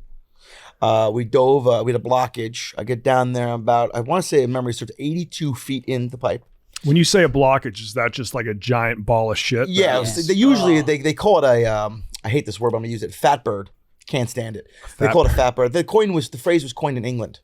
They have They have a really shitty infrastructure when it comes. They have these big wooden balls they send down to break up fat birds, and the biggest one was ever in England. It was like 4 football fields. It was massive. Oh my god. So there's a section of it in a museum. Okay. Yeah, it was a real famous thing. So I'm down there and I come across the blockage and I'm like, this isn't typical feeling. But we're double gloved, it's a sewer system, so you're like getting encapsulated like a tuna sandwich, right? So Yeah, because if any of that shit gets on your body and No like an bueno. open cut, like you could beat you get that. hepatitis, there's all Yeah. kinds of things. Like some fun stuff, yeah. I like to call it ethyl methyl bad shit. Yeah. So I'm touching, and I get to a neck. I'm like, way too fuzzy to be human. Okay, so no, not a human body, but now we're feeling. I'm like right on it, and I wish I could tell you I didn't do this, but I kind of let out a little yelp because there's a deer looking back at me. Oh, damn. After the shock of it and me screaming like a baby back bitch, I turned to then toss some jokes out. Oh dear, what are you doing here? It was an 8-point buck. Somehow it got lodged into the sewer system. Oh my god. So it was all contorted. Legs were all different directions. The head was sideways, and the rack was on the walls. It was like a 36-inch pipe, and this thing is just like wedged. So I'm like, Wait, so you were in a 36-inch pipe? yeah, That's big, man. that's spacious. That's an easy pipe. You can Oh turn my around in God, that That bitch. is Yeah. Jesus Christ. That's way too I mean- claustrophobic for me. No, because this summer you're you're gonna not dive the in one. You're gonna thin- love it. You're gonna fucking love it, bro. Gee, I'm not going to a fucking You're not pipe. the thinnest guy. I feel like that's Well, I am there it is. pliable. Thank you. Pliable. Like melted ice cream. You like put- ice cream. You can Yeah, I can mold. just like Just go in maneuver the in spots. So I ended up getting a hydraulic chainsaw down there. Because naturally, what do? You can't dislodge it with come-alongs and your own brute manly strength, Santiago. I have it. Yeah, you would have. You would have looked at it and would have moved. I would have bit it. No, like beef jerky. So I ended up whacking up with a chainsaw and brought it up by pieces. And you had to see the people in Patterson when I'm bringing out chunks of deer on the street. Oh Jesus, no. And traffic is stopped. And they're like, what the hell? Just Just deer carcass slapping on. keep the rack? No, I'm not a big hunter or deer guy. Yeah. Does Plus, that count? I'm gonna count it. I mean, I hit one on a train once. I counted it as a kill. I hit the one with my car. I count it. Yeah, there you go. So that was a crazy thing there, and I think so far where we're at now in the river, we got 7 accumulated city bikes. Mm-hmm. We have a pickup truck, a full pickup truck. It looks like it's from the 50s. If I had to venture a guess, because the rear axle and the leaf spring's configured. I don't know if you got on that. No. With the 454 motor. Oh The yeah, big yeah, block. yeah. Yeah. So Yeah, that's the down there. coils from that truck threw me off. I was like, "Oh baby, here are the ribs," and I want to be in a spring. Oh Like, shit. damn it, man. I sent up a piece of which I thought was a rib. It looked the part, non-magnetic. We both were like, "This is it. We got it. We're fucking rich." Like, I'm spending money left and right. Like we're in touch with these guys from Boneyard, Alaska, like on a Yeah. regular basis, and we sent it to them first so we didn't look like assholes because those guys on YouTube put that mammoth tooth up for clout. And we Yeah. didn't want But they that to brought it happen. with them. That was messed up. They brought it with them, Yeah. took a picture, and I get how YouTube works. So like Yeah. I saw what they did. Just Instagram's way more ruthless. So I love YouTube. I'm not we didn't- Santiago. I have a YouTube channel. It's all right. Anyway, so the mammoth tooth, he posted it. So I was like, we can't do that. You can't be that guy. Like, that's dumb. So we called them and they're like, you should cut it. They like take it home, clean it, let it dry. Yeah, we let it sit. No, we put it in distilled water. We put it in a 25 mixture of distilled water and white vinegar. Let it sit overnight, and then we let it dry, which the waiting is the hardest part. By the way, great song. And we have a life, so we have. Yeah, I mean, we have a social life, and so we let it sit. Then we cut it with a bandsaw. And then, and then. By the way, it was a Milwaukee bandsaw. Just want to put that out there. Okay. Milwaukee, please call me. Return my emails. So we cut it. It was aluminum, or the people over the pond say aluminium. Oh, yes. I don't know how you say it. English standard. Yeah, the English And standard. garage. And garage. That was good. That sounded really good. Aluminium, Braxton? garage. They've got a couple other words they say. I like bonnet. My buddy Theater? Liam always called Yeah. it silly sausage. Theater. Theater. That sounds good. Theater. Theater. Am I doing it right? Theater. Am I on it? Theater. Theater. Theater. Okay. Anyway, They pronounce it. You got to send it with emotion. Yeah, I get with it. emotion. I can't do it. They want us to dive in England for season 2. There was talk about it. Because of the fucked up- Dive in the sewers of Yeah, in the England? sewers. Yeah. The catacombs. Yes, sir. The catacombs. Catacombs. Oh, Yeah. now do you want to dive in a sewer, Billy? Now you're all about it? No, dude, I can't do It's all metric over there. being Yeah. all like open water. I was fine with, but if I was in a tiny in water in like a casket, basically, You started your life that way, bub. Yeah. I know. In water, in a little womb, if you will. yeah, With an umbilical. So Yeah. 'Cause So I you're was ready to go. I was Did it before. picturing in one of the Ghostbusters movies, they have to go down into the sewers because that's where all the pink slime is, and that was a pretty roomy sewer. Like, and Spacious, yeah, yes. it was a That's very Hollywood sewer. spacious sewer. So I was thinking it was going to be something like that. That sounds fun. The English catacombs do have sections like that. That are Lobby. nice they're, and they're, wide they're, open. they're lobbied where you can go in, and we also have those in Manhattan. And the one I was in Harlem, you go into the facility and you go down a set of metal steps, and there's water, and it's like a runoff, and then you go down more steps, like a lot of steps. It's like multiple layers and basements, and they become rooms like that. There's also ones that are real tight and small, but there's also huge rooms. I would go to one of those. Those are hard to get film crews in. Yeah. Yeah, I believe the Patriot Act put a kibosh to that. Well, that's what the New York City says. Yeah, try to because film. they're Just super terrorism. paranoid about Yeah. someone planting a bomb down there. Yeah, I understand blowing up a bridge. That makes sense. I mean, God forbid, but a sewer? That's Well, what if you place a big enough bomb in the sewer, it's going to take out everything on top of it yeah, if you too. put a bomb anywhere, do that. That's I got true. in trouble about talking about hypotheticals. That's fair. with Joe Okay. Biden. Yeah, the other day. I don't like to use So, that word either. Yeah, Hypothetical, What, of course. hypothetical? Yeah, It's fine. I can't spell it. Big I was word. like, never mind. He's doing it again. Here it comes. Yeah, but no, I mean, so the sewers in England are much smaller, right? Because they built it like I think it was in like the 1700s, 1800s. Yeah, I But they're think they still were using one of it the to this day. first cities with like a modern sewer system. Yeah, and I think maybe. they built it extra large for their standards because they're like, well, one day there might be way more people living here, and it's still held up, right? Yeah, they well, also they're not as big as you might think because English men aren't known for their size. Yeah, So if an Smaller English guy guys. can fit down there, then I mean, can you? I'm ice cream, buddy. Ice cream. I can fit. I mean, I've crawled in some stuff in like nuclear facilities where we just like you don't fit through this pipe and you got to send your bailout bottle between your legs, and you got to squeeze down. Oh, You yeah, I can only love go those one dives. direction. Jesus Christ! And I remember I was in Chattanooga at a facility over there. This was like I don't know, like 2009. Was it a nuclear power plant? Yeah. Chattanooga? And I flew in for that, and I was there for like 2 days. And I remember crawling in this pipe. I'm looking at it, I'm like, what pipe? Like this hole right here? And they're like, yeah. They're like, you're the smallest guy. I'm like, I'm I ain't that small. I'm not that small, dude. And they're like, you're it. I'm like, damn it. So I jumped through and I had the bailout at my feet. And I'm like chasing this down. Like I think we went down like 80 feet or something. And like you couldn't move, dude. And all I had to do was put a laminate card up, and at the bottom there was a scale, like a drawing that was already like etched into the wall, and I had to put the laminated card to it, and it was basically like a color or a tannin test, so you could see the color of the water based on the wall, and you just put it in front of it, and they see it on the camera, and that was literally the dive. They took the video, they were like, okay, and they do whatever nerdy stuff they do with that information, and Science. then I came out. But we get paid for penetrations, so when you Yes, That's there's a right. scale for it That's right. actually. So- Male gigolo. yeah, That's so right. if you go into a sewer, let's say that's 50 feet, that's all good. But if you travel that way 300 feet, that's a big boy payday because they pay you by the foot after a certain point, depending on what state you're After working in. 500, it's I like to say negotiable.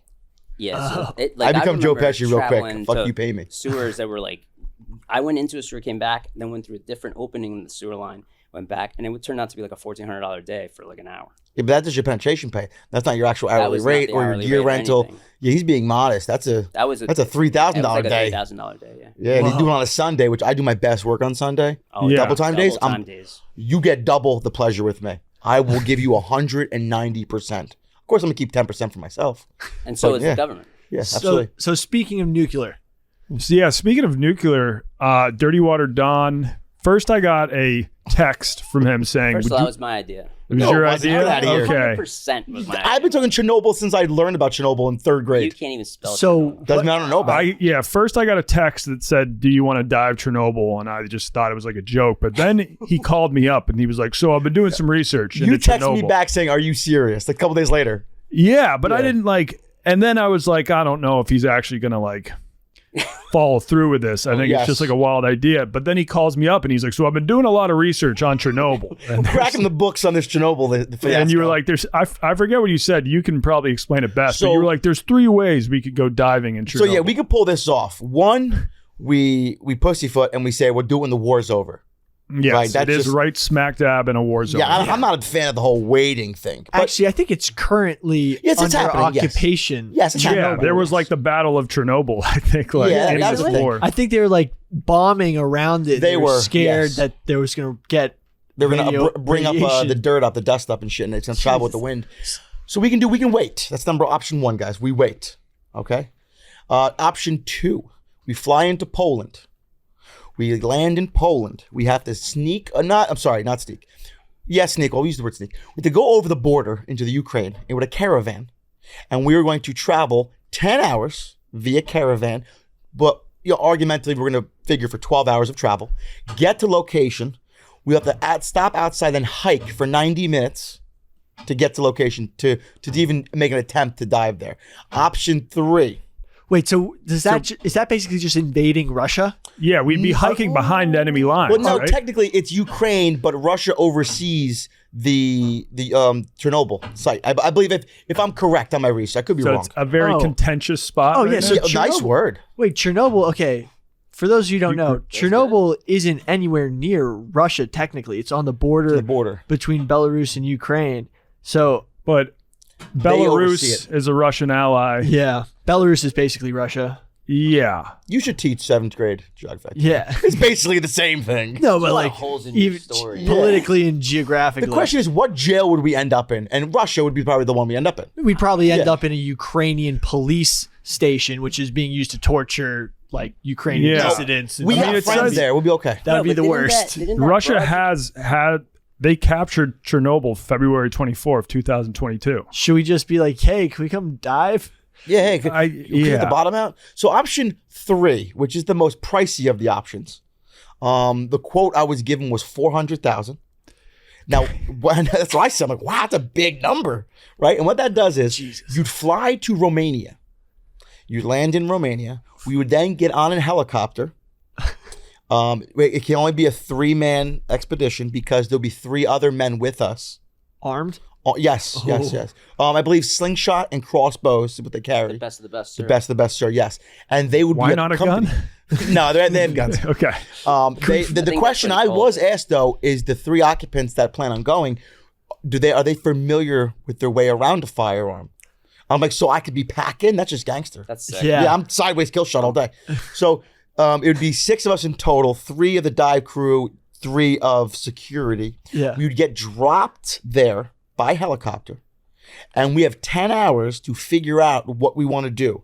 Because hell or high water, that helicopter will be there at 10 hours. And if we're not there, well, that's our fucking problem. So what are we looking for? Some Navy SEAls. I Nothing. guess. Just to go to Chernobyl. Well, what are we going to dive for in Chernobyl? What? I Like, want to ride a razorback pig that I believe live out there now. Oh. They're boars. actually, that's actually really cool. After Chernobyl happened and basically all the humans had to evacuate, basically like the equivalent of a Yellowstone National Park occurred in Europe. All the like the large megafauna, Eurasian bison, I think brown bear, like stuff that hasn't been seen in All came Europe. back, yeah. That's what we're all hoping came Because back. there's been 0 humans there. That's what we're hoping for underwater. So like Giant fish. if you, yeah, exactly. Giant. So, like, Nuclear fish, well, fish Godzilla fish fish. that haven't Yes. had any interaction with anybody. Like when you dive a spot like that, everything gets curious and they start showing up because Dumb they've never fish. seen you before. But what kind of fish are down there? Who knows? Bass, Who knows? Sturgeon?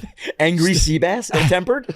like We should find nuclear fish, sturgeon. harvest the eggs, and then we can sell Chernobyl caviar. That would be That'd be Oh, gangster. some hot caviar. Would you eat it? I'd eat it. I'd eat it, dude. Why not? I mean, sure, there's a it couple won't- sickos who would. and now we're Ramsey- sickos. Gordon All right. Ramsay can Well, come no, in. I mean, so I know pre-war, I saw some YouTubers who were like exploring Chernobyl. They weren't diving there, There was one I but saw. that did yeah, dive. there definitely was like a way to go. It wouldn't have been crazy expensive. The war definitely complicates things. Is the power plant itself flooded? Could you just like? Well, The basement sections they're all when the rainfall and shit and the roofs caved in and the outhouse buildings all gathered water from nature. the problem Yeah. with radiation and underwater is that like you can't see it. So you can't see it, you can't feel it, you can't touch it. Can you taste it? No, but you'll taste it after. Can you Yeah, see when it your skin above starts water? falling off. What's that? Can you see it above water? I mean, you can't see it at all unless you see it coming out of your skin and you're dying from cancer. You know what I Oh, mean? yeah. But so if without actual like rad monitoring or something, like it makes it super sketchy to be that close to whatever they buried because their standards are definitely not our standards. Yeah, but you can get the Geiger counters and everything off of Amazon eBay. relatively cheap. I mean, you probably get a deal. Yeah, you Wait, buy a so- couple of them. I'd be down post-war.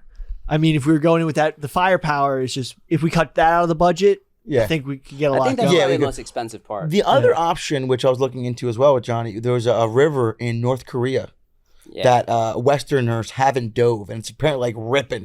It's like crazy river. I like that. And the name escapes me. I was talking to my older brother about that one because he pitched that one to me. He's like, this one seems safer. Russia. North Korea seems safer. than the Yeah. Ukraine. I said, no, but don't we have to go get through a- Russia again? No, you fly right to South Korea and go over. No, Southwest Airlines would How open over here. we can get into North Korea? It's paper. North Korea borders China, not yeah, Russia. it does. I Yeah. don't know why I was waiting for him Why to did I say think it was South Russia? Korea. Like, I wanted to say South wanted Korea. South Korea It so borders South Korea. Yeah. Yeah. Well, it borders South Korea and China. I just want to dive something that's cool. Dive Yeah. something that has Yeah, never it's been different. dove before. Yeah. Just put my mark on it.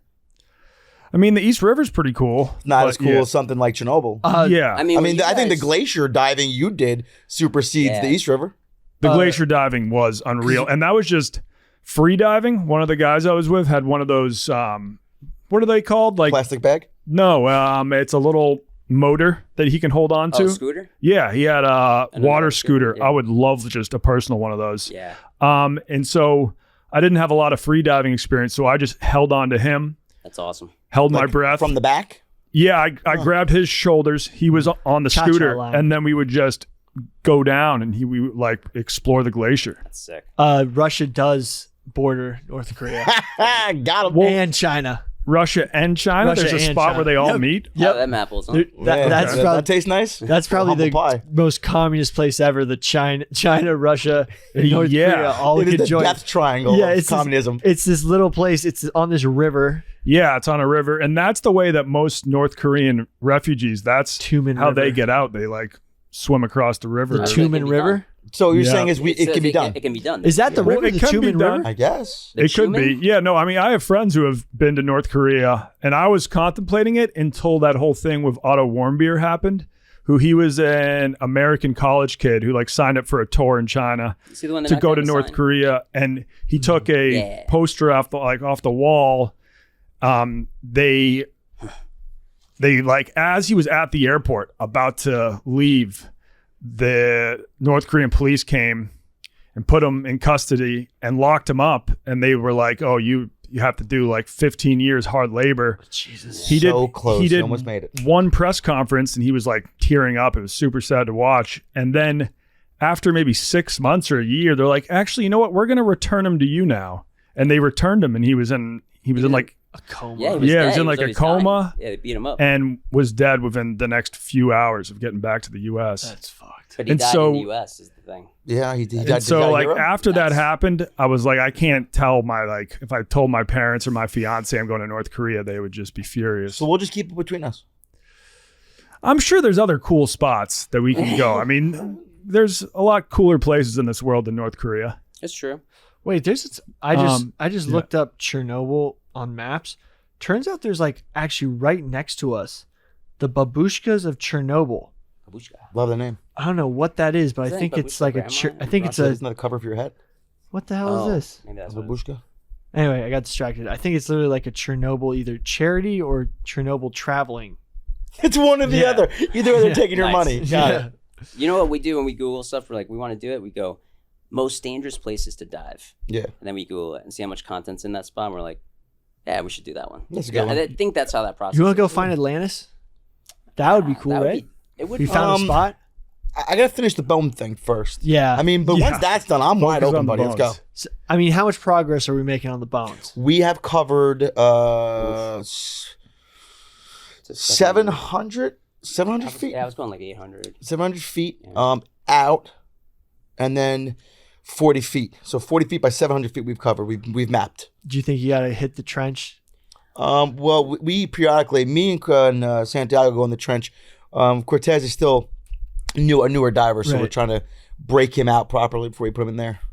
I think we have another 4 weeks till we hit 71st Street, Yeah. and we can honestly say we have dove up and around 65th Yeah. Street. Yeah. And it's like there's nothing there. Well, I have there's another something theory there. on that. Yeah. See, my theory was they didn't dump it at 65th Street, the block. I believe, which this is where we're going to go next, they dumped it at 65th Street Rail Yard. Now, 65th Street Rail Yard is in Brooklyn, and it's one of the oldest jobs on the harbor. They bring rail cars in, like freight rail, Yeah. which would explain a freight car worth. And where would you store that property? You'd put it at the Army Navy terminal. And if this Yeah. happened in the 40s, right? Bear with me. Yeah. That means the war effort's going on. And the ports were crazy during World War II. They had like the mob doing security. Shit was off the handle. There was like no rules, right? So if you had a boxcar come in and it got delivered at 65th Street, Yeah. and there was no one either there to receive it, it wasn't packaged properly, it got damaged in transit, or the story goes there's no storage, There's no storage. because the war effort's going on in the Army terminal, then what do you do with it? I mean, the museum's like, get fucked. They didn't per se did it. And then the third party entity who did the shipping wouldn't take back the contents. They would dump it on and around 65th Street, which is the rail yard. So you know what's crazy? I think that's the same dock the drug smuggler we had on used to bring in marijuana The in 65th. Brooklyn. Yeah. Yeah, he brought it into the Brooklyn Navy Yard. Is that Yeah. what you're talking Yeah. about? Yeah. Yeah. There's So the Navy yard, and this- then there's the Army terminal. Yeah. we gotta go to this fucking place. We gotta go to this place. Maybe we can find so- some cocaine. so the- Oh no, it was weed. yeah. It was weed. That's a dumb drug. Who wants that? You can get that anywhere. Actually, I'd be fucking down to die at the 65th Street. That's shallow there too. Yeah. You can do it all day. Problem is, here's the problem. We already did an inspection dive there. It's a baby shit bottom. It's soft, it's pliable. You can put your whole hand in it. So if you dropped a 200-pound tuss, you got to dig. sink. So we've been probing it. We did we had 3 dives clocked in over there. Yeah. But until this conversation between the 4 of us, no one knew about this location until right now. So fuck me. But We're it's gonna hard- it's- clip that. It's We're hard. clipping that. No, We're it's- clipping it's that. hard. Brilliant. It's hard to get over there anyway. Like you can't just be hanging around in front of there. That's protected areas. Yeah. Well, we have There's the a lot of the, ferries. the police. The police are their terminal. The police what is it, slip? What do you call it, Johnny? It's a slip. Yeah, call it a slip. The police slip for New York City boats, New York City police boats, is right there. Mhm. Right? So we dove it a couple times, but we look the part. We look like construction. So they're just like, they're working, you know? And the other people who would have any interjection of what's being there is the DEP, and the DEP facility right now is under construction. So we just look like we belong. Now, granted, we're not breaking any laws by dropping anchor in any public navigable waterway, Yeah. because we're not breaking any violations. But all you're doing is leaving your door open for people to come ask you what you're doing. Yeah. Okay. So I mean, we could do it if you're free this week. We'll go out there and do it. I found a spot that you can dive. It's supposed to be the worst job in the world, and it is sewer diving, but it's sewer diving in India. Oh. And I've been trying to go to India. I might be going like this coming April. All right. you could tag along and dive some of the sewers in Delhi. Dude, you're gonna definitely.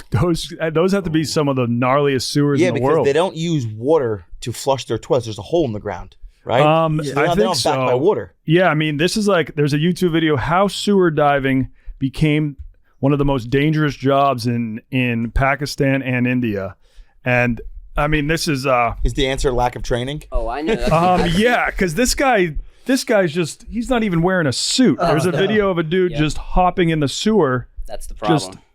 That's why it's dangerous because shirtless. Oh my god! But look who I'm competing against. Yo, he fits in If that. you showed up with some actually like solid, he's just jumped in the shit with Actually, zero he Don, took have it you heard about this? That protective gear. in So China? we could turn this into like a charity thing where it's like, I brought a sewer diver from the U.S. with all the fancy equipment. All the fixins. and he's going to clean 5 of your lucky sewers for free. All right, listen, I'll go out with you, okay?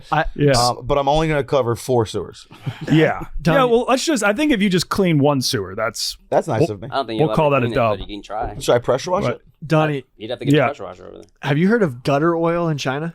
Yeah, and I probably 100% have eaten food that's been fried in it. Yes, it What's turns gutter out oil? they take so in is it so a Chinese slang term for recycled oil. In China, apparently they take sewage and boil it and burn it off till the oil. The fat stays. Yeah, and then they use it for cooking. I mean, I've had some fried food in China where after eating it, you're just on the couch for like a day. Yeah, I've had some Like, bodega spots from the Bronx like that. yeah. I don't know if it's going away to China. I think go to the Bronx for that. Yeah. The French fries, but they do taste different. They have a I different mean, thing. yeah, most of the fried food tastes good, but you can tell when someone's been cooked in bad oil. If you're just like, you get like super lethargic and you feel like you just Yeah, got a but bad brick in your oil stomach. and human waste is a whole different ball game there. So is sewer fatberg? Is that a Yeah, term it's a you're- thing of fatbird. Yeah, So what is a fatberg? it's accumulation of your cooking oils, your grease traps that overflow, human excrement, your Tampons. tampons. Yep. Tampons are a big one. You know what I find crazy? If we can get off topic just for a moment. Yeah. You had one cocaine addict turtle, just one, destroyed the straw market for all the West Coast and the East Coast. Got rid of plastic bags, straws, all great. But tampon applicators, they don't say a word about it. All we find in the sewers and the Beach rivers whistles. are beach whistles or needles. And those two things are still given out like they're nothing. Which makes you think, are women driving on the West Side Highway just tossing tampons out? Well, I think No, they that- probably they flush them down the toilet. And I then, know. Yeah. Okay. Yeah. That's Cool, what you do yeah. that for. So Not to get off topic, but the, one cooked up turtle. yeah, that's right. One turtle with a problem, and I can't get a straw at McDonald's. Like, this is ridiculous. I've never All seen plastic it. cup. I've never seen a turtle with a straw in his nose. Not once. One time. I've been underwater for 20 I've seen years. balloons. Never. They eat balloons. I Is saw that what they say? They say it's because of the turtles? Yeah. Yeah, because turtles eat jellyfish. Now, plastic's floating in the water. Yes. Yeah, it's kinda no, like but like that's why like a plastic bag, it's horrible because Yeah. they'll think that's They'll a eat that. jellyfish. That Yeah. and balloons. Balloons. Balloons are huge because Yeah. they fall. They let them go. They fall in a pack. They fall into the water. They Yeah. start sink, but they don't go to the bottom. They kind of stay mid-water Yeah. with the tail of the string. And I mean, I'm not sure how smart Turtles. turtle is, but I did see Nemo, and that guy was kind of like a little bit of a stoner. Yeah. So maybe they're all like that. Yeah, turtles, drug guys. Yeah, maybe the Do big they drug got- guys. They got a problem. Maybe they do. We should have a little intervention. Yeah. Go over the aquarium, see what's up. You're like, hey, what are you doing? Yeah, you need to talk to somebody. You need a grown up. You a little slow? Now, are you only a frog expert or are you? I'm a tur- herpetologist. Okay, wow, so that's a big word too. Yeah. you That's know a lot $5 about words turtles today. too. Yeah. Jeez. They got a drug problem. You didn't hear? Do they? In here. They got a drug problem, bro. They love the drugs. Coke, weed, balloons. weed, They're doing it all. balloons. You know what they're Nitrous. you know they're looking for nitrous. Yeah, that's yeah, what the it is, balloons. bro. They're cracking them up. Yeah, the they- balloons. They hang outside of Randall's Island after a Dead Yeah, concert. They're from East Harlem. Oh Yeah. yeah. I mean, the Teenage Mutant Ninja Turtles were definitely on some sort of drug. At least Yeah. Splinter was definitely on some something. Yeah, but Uh-huh. he was really calm though. That's right. A little too calm. A little mescaline? Yeah. Can you get mescaline? I mean, Splinter probably can. Oh, right on. Just talk to him. So you had nitrous in your blood. Is that the same like when you have a nitrous balloon at say a fish show? I believe nitrogen and nitrous are two different things. Oh, okay. So you had nitrogen. Nitrogen. So you weren't yeah. farting and trying to huff it. That first of all, I do that either way. That's just besides the point. Nitrogen is in your ambient air. So you have nitrogen, oxygen, argon, helium. That's what you normally breathe. Okay. So when you're breathing, every breath you take right now is nitrogen, 71%. Or what was it? 70? You're the fucking teacher. I mean, Nitrogen 70. and then nitrous oxide. Or two different things. One's a laughing gas. Yes. But I mean, if you want, I'll breathe both for you. We'll see what the difference is. No, it's okay. Oh, It's okay for now. No sense of adventure. I mean, you already breathe enough of the one. Whoa. Do you ever have to breathe? What's the gas that makes your voice super deep? Oh man, It's like does that the start with a B? baron, Yeah. boron, No, I've never. Bromide. Brom? Is it bromide? or boron. It's what Dr. Peterson had to Bro- It like breathe. makes it super deep. Boron, Wait, why did he have to breathe? because he was addicted to anxiety medication. And that type of gas, like Yeah, helps because it just like wean you off. it just anxiety. That's makes the you feel treatment? super heavy. I don't know. I just heard it on Rogan once. Did he talk like Eeyore when he was Got done? some Yeah. weird shit going on, man. Yeah, breathing boron. Boron gas. Damn. Breathing boron. I kind of want some boron now. That's so do You I. got a boron guy? Can we? Yeah, you got a boron guy? Actually, I don't know if it's boron or if it's. Wait. I Gas. bet you turtles breathe it. This is You like the best, breathe like, A bunch of junky turtles. These are opposite like dealers right now. Yeah, look at them. They're going. After it. helium. I mean, yeah. Sulfur hexafluoride. Whoa, say that 5 times fast. Yeah. That's if you a breathe, sexy street name. it's six Don't times get heavier that. than normal air. Oh, so it makes you sound like you're possessed. That won't kill you? I don't think so. It's Imagine that in bath salts. Fuck. What? yeah, it's the same phenomenon, just the opposite direction. Do, do, do, do. That's wild. No, but you know, if you dive and you dive deep enough on regular compressed air, and you get to the point where The martini you effect. feel like you're smashed, like you get nitrogen narcosis is what it's called. Yeah, And you that's feel good like stuff. you're annihilated. They call it the martini Yeah, effect. Yeah, Was it after 99 feet? it's after about 99. It's like for on the most cusp. people. They but if dropped you- us But down if to you that. know, guys, that, like if you drink, like if you're used to being intoxicated or in that environment per se, you can go past that. No problem. Something Oh, like that. so Yeah, like so- So if the you're- tolerance you've built up by just drinking. yeah, you're the cat's meow. Because you can function, you know. Yeah. So some guys just they can't do it after 100 feet, and So they give you in I made it dive to school, they drop 200, you, I and they made it give to you that little 205. toy, right? The little children's toy with the blocks. You know, do you guys do this or no? in the chamber. You know what I'm talking about? They give that Yeah. little toy. So me and the kid I was with, this kid Deaver from Delaware, little tiny guy, and we didn't really know each other. So they dropped us both in. They're down to 100 feet, and they give us this toy to function and use. Some bang, bang, bang, bang at Deaver, bang, bang, bang, bang, and then we continue having our conversation like nothing else. So the teaching staff comes down. And he's like, "You are functioning alcoholics. You guys are delinquents." I'm like, "Well, This was in the decompression. yeah, I was down at 100 feet, and So this is nothing like was wrong with us." In dive school, like they put you in the chamber and they pressurize it and they bring you down to simulate the 100-foot environment basically. And it's talking about there. So you gave them like The toy to play couple with. toys to play with, you know. I remember when we were in my dive class, like this kid Back in the 80s? we were told not to look at each other in 2002. So sorry. we were told not to like look at each other because we were gonna laugh, and as soon as we laughed, they were gonna bring us up. But we had I mean, I was 18, so you can imagine I was a professional alcoholic at that point. So when we were going down, I don't even know how far we made it, but I remember this kid put his forehead on the chamber and he was like, I'm stuck. And we just started laughing and like, yo, that's it. Get him out of there. Wait, so you actually get delirious? It's not just motor. No, skills? you feel yeah, drunk? Well, drunk, they yeah. test you with that because they've had guys take their helmets off because they're convinced the fish need the air. Yeah. Yeah. They get super whacked. loopy. Yeah. They just want to get out of it. So when Donnie and I were down at 70 feet, We told you guys not to take off your helmet. yeah, I said, but you could match. That was the Yeah, only rule. Don't take those off are the your- rules. Yeah. It's easier You to could- bring you yeah. back too if you. It's easier to revive you. It's easier to revive you if you're just, drowning out of air, But if you're like out of it, Yeah.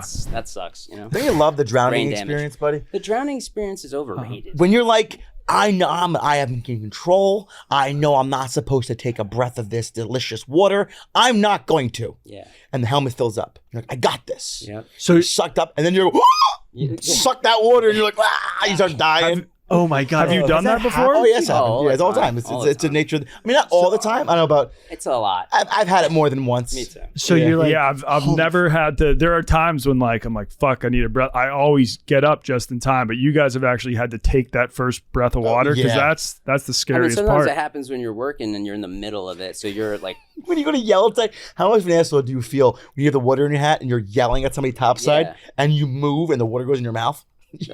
And then it makes the whole yelling come to Yeah. a point. so like, what? And they come back. What'd you say? What was that? Repeat last. I didn't hear And you. You're like, I'm fucking dying over here, bro. Just give me some Yeah. air. if you go quiet, are they like, If they're paying attention. Yeah, sometimes I like to test them. If they're paying attention. That's why we have a tender on the hose as well. Like, if he's supposed to be holding the hose the whole time, and it's not more so because that's his job. It's definitely his job to monitor. But if you hold the hose, you can feel everything. Like, I feel you breathing through it. You can see if there's airs going. So when you're choking the hose, you can feel me breathing. With 2 hands. You feel me through the hose when you're choking it. Definitely. I'm just trying to understand your perspective I when not you're say tending. clearly? And when was the last time you tended? I tended for them. Yeah. That doesn't count. That was theatrics, bro. I mean, like, really tended. You've been out of the tending game for years. That's not true. Oh, that's true. That's true. You're a fucking foreman. Because I'm the talent, so I'm always in the water.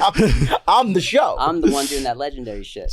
I've always wanted to know if this is true, but to become a Navy SEAL, do you have to be drowned and then brought back to life? I've never been a Navy SEAL. I've never been a Navy SEAL, but I've heard that yeah. Do you want to call Dave Earp and ask him? No. Okay. No. Like, you have to believe learn how to drown and then they resuscitate you?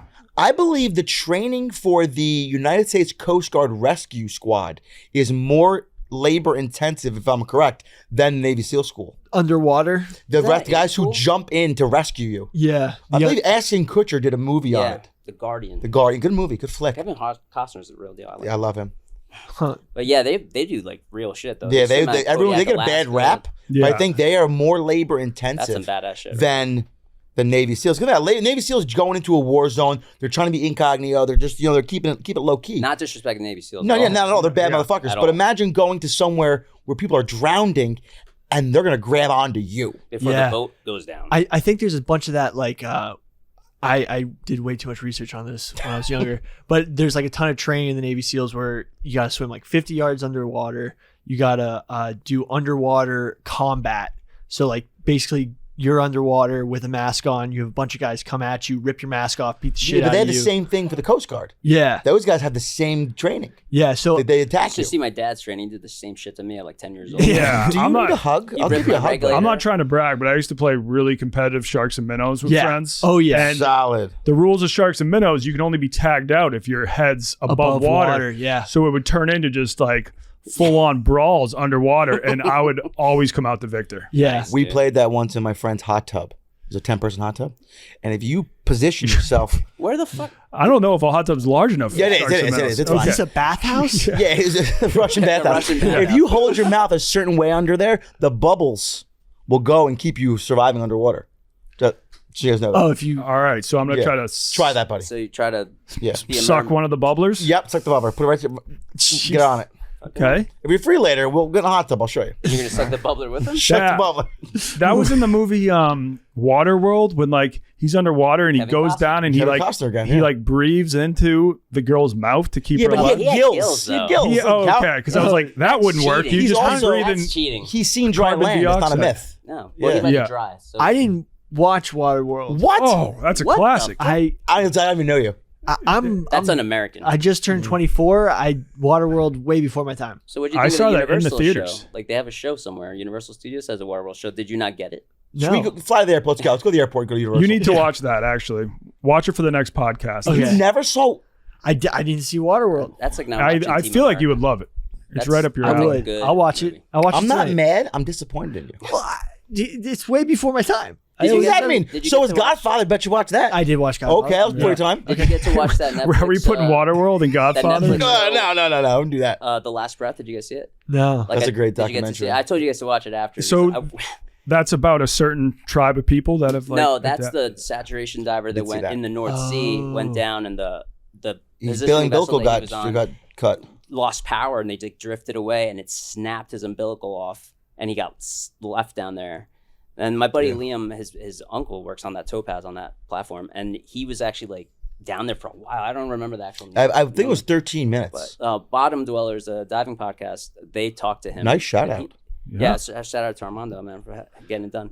But he survived that. He was saturated so much with oxygen that I guess it's one of those scientific things that just he survived it, man. He shouldn't have survived. He had like it at all. 13 And minutes he or was- something like that. He was like good. Like he's still diving. He still got. Wait. So he had so much oxygen in his body. At least that's what I think. He was saturated so much to a point that he survived that, like cold water, lowered his heart rate. I mean, I couldn't break it down for you. He but- passed out But though. oh yeah, he was. Well, out when of the air. ROV came, he was flicking his fingers to get their Yeah. attention. He couldn't move. It's a really good documentary. Actually, that one motivated my tattoo across my chest. But the umbilical snapping, like you can hear that sound of it, like snap, and that sucks. I've heard that before during my career. Were they doing windmills in the North Sea? No, I don't know what they were working on. They were working on platforms. believe it was an oil plant. Yeah. Oh, yeah. So So he survived for 30 minutes. I thought, Yeah, that's I insane. thought you said 13. I thought it was 13. I thought it was less than because it's not real. It's fucking crazy. Yeah. It's crazy. That shouldn't have happened. So when that oil pipeline going from Russia to Germany, when that got exploded, like how much do you guys know about those types of pipelines? That's him. I mean, That's I his was repertoire. offshore when the BP oil spill happened. I was working with Oceaneering when we plugged it. Oh, you plugged the. I mean, I didn't plug it. Yeah, I was with Oceaneering when it got plugged. Yeah. How does that work? I mean, we saw that fire. That was crazy. It was like 100 miles up, man. You could see that smoke, a sheen everywhere. And I think it was a Coast Guard kid that took a picture of it and he sent it out on like a tweet or something. And then they were like, evacuate the Gulf of Mexico. oh shit. Yeah, has that even like still recovered? I mean, I think Is it- that Florida is the one that's going to get jammed up the most because they threw chemical disbursement on it, which is really just Dawn soap. Yeah, I love that. And- High end Yeah. Dawn soap. Yeah, Good for the there's Ducks. Yeah. Good for Florida. I mean, there's a lot mean, of stuff that went down over there. It was like really. The Gulf of Mexico wasn't like a really beautiful place to swim, even. It's really before nice, the BP actually. oil Like spill. the water's blue. I like there, Galveston certain spots. Beach. Yeah, like Okay. High Island, Texas has Yeah, like don't talk 3,000. shit. Well, no, I'm Don't not. talk yeah, shit I'm on saying the it Gulf was of not- Mexico. What the fuck? Wait, no. Jeez, So some I'm people are not, neighbors. Yo, Be don't take neighborly. my words out of Come on. context. It's not known to be like the clearest water. It's a little It's a little chocolate milky. murky. I mean, Well, I don't mind murky water, Once you obviously. get out like 100 miles, though, it's just blue. Oh, Well, not all of really? us went out Okay. 100 miles, all right, there, big guy? Yeah, we don't all have a Yeah, boat with that. I mean, Well, I know. it's sat Sometimes down. I didn't take a boat all the time. I took a helicopter. Wow. They pick that mic you just dropped. I think helicopters is cool. yes, I'm just saying if you had to choose beaches to go to in the U.S., Galveston wouldn't be a top 10 for me. Definitely either. not. The Yeah. only thing cool about Galveston, Texas, is the bar called the Poop Deck. That's it. it's a I good enjoy the bar. tacos it's a over bar. there. The I mean, bartender yeah. had these rattlesnake earrings, bro. It was bananas, and she looked like that tan lady, that orange Yeah. lady. Yeah. She looked like she should have died from skin cancer. how'd you get the name Johnny Pint Glass? So He's an alcoholic. So I used to chug beer like really fast with pint glasses, but I live in chaos and I love the altercation. So back then I used to just smash pint glasses out in people's faces. That's so- very That's aggressive. what we So I thought. turned into Johnny Pint Glass, and then it was an eBay handle, and I made some money on it. So I was like, Now, "Ah, would you be stick it." smashing these glasses on just random people's faces, or would they have Sometimes. wronged you? first? Non-divers. Yeah, so non-divers. usually. Non-divers. Well, that's not true. Like we used to. Big T's a non-diver. This was like back in the day. Have you ever dove? Oh, I guess not. Yeah. Well, he has never dove, so if you want to smash a pint glass in his face, I mean, on the it would way be out. magical, Yeah. and I'll close him out. The headbutt will grab him. Jesus. You guys are so violent. I'm just saying. I'll give you Johnny a hug. Pint Glass. I'll Yeah. hug you. I don't know about him. I mean, so is this like if like a fight broke out, your signature move was boom, Yeah. pint glass to the face? So I would my signature move was honestly like I would drink like half my beer and I'd dump it on your face, and I don't know why they always look down, but they always look down. Because and you right got there, you palm beer it, on their chimney whack, chews. right on the top So of it's the just so it's like Ow. a proximity thing. It was just because there was always it around. was a Puerto Rican dirty fighting thing, is what it was. Oh, now you can talk about race. Well, I'm Puerto Rican. Yeah. So I think it's not beneath me to take a hit to the face to pick up some dirt off the ground. All right? Okay. So like a pint glass in my hand, I'm using it. I like the you take the boot sock off with the shot glass. Oof. That's always a good You one. have time for that? Oh yeah, I'm getting you. I'm gonna take a piss, empty my bladder, get ready, like wham. Helicopter there? Yeah. And then in terms of being called the legend, in the video you said it was because you can boof beers. No. Nah, I was me just saying That that. was him just being a clown. He chugs beers really fast. So I always respond with, "How do you butt chug them? Any different? Okay. Same technique? Do you wet the lips?" Who's the fastest chugger in this office? Dana Beers? Well, I mean, actually, I have to say, Big Cat. What are we chugging? Big Cat knows how Just, to chug. Do you have beer? 'Cause One Coors Light. one? Well, no, that we're just seeing No. like I Is mean, that to stay I'm hydrated? wondering if you could like out chug everyone in this office. That's a man. great question. No, when no, it comes pint to one glass, Coors Light. probably. Beer chugging. So, do you muscle it down, or you just open your throat and pour He it down? relaxes his I- throat hole. I think that's bullshit. I think there's. I think that's there's, bullshit. I think there's guys that like just let gravity do the work. I think that's insane. You I don't can't. think- I you can't. ever probably see the good suck old all these boys guys. that spin the bottle first? You ever see those guys? Yeah. the tornado. Oh, I met the inventor of the tornado. First No, of all, wait. there's somebody who claimed to Yeah, invented is that the tornado. Yeah. That's like Pong's a eye. No, Pong's eye. I- Oh yeah, Pong's eye. Pong's eye. No, Chinese no. Pong's eye. You gotta Johnny see this too? guy. My He's man. a dude out in China. I think he's the one who brought the tornado No to the shit. forefront. No, because if you invented the toilet, I think you get credit for the vortex in water No, I or in think liquid. he definitely popularized it in China, and you can trust. I didn't he even have, know it was like a thing though before. What where you go? Wait, like, I did. That was the first time I saw it. He Do that just again, Billy. no. What are you talking Don't about? clip that. Don't clip that. Get the Brazzers logo slapped on it. Look at Billy football. Getting it. All in the technique. All in the They technique. call it the vortex. Watch out, caller daddy. We got the vortex. You got the Gluck Gluck 9000. We got the vortex. damn straight. I'm thirsty. I want a beer. I was I gonna bring can't a bottle drink of because bourbon for I'm you in a guys tonight. fight camp. Fight camp. Oh, okay. I'll ask questions, but I got this. Fight camp. You care to explain? Oh, I'm not boxing match March 3rd. It might happen. Who are you boxing? The guy dropped out. He's Billy McFarland. Yeah, I heard of him. He's a fraud. He Wow. he probably backed out of this fight. That escalated quickly. No, he actually is. Look Do you need look up someone his- to fight? I got someone you can fight. Who? His name is Bad News Buddy. Okay, he did a couple amateur UFC fights. Yeah. He's a Okay, barroom I'm out. brawler. I'm out. Yeah, he's Oh, I out. know. He's been in federal out. pen. He's out of federal pen now. He's a fraud So is now. Billy. So he's right. He'll fight you. He'll fight you right now.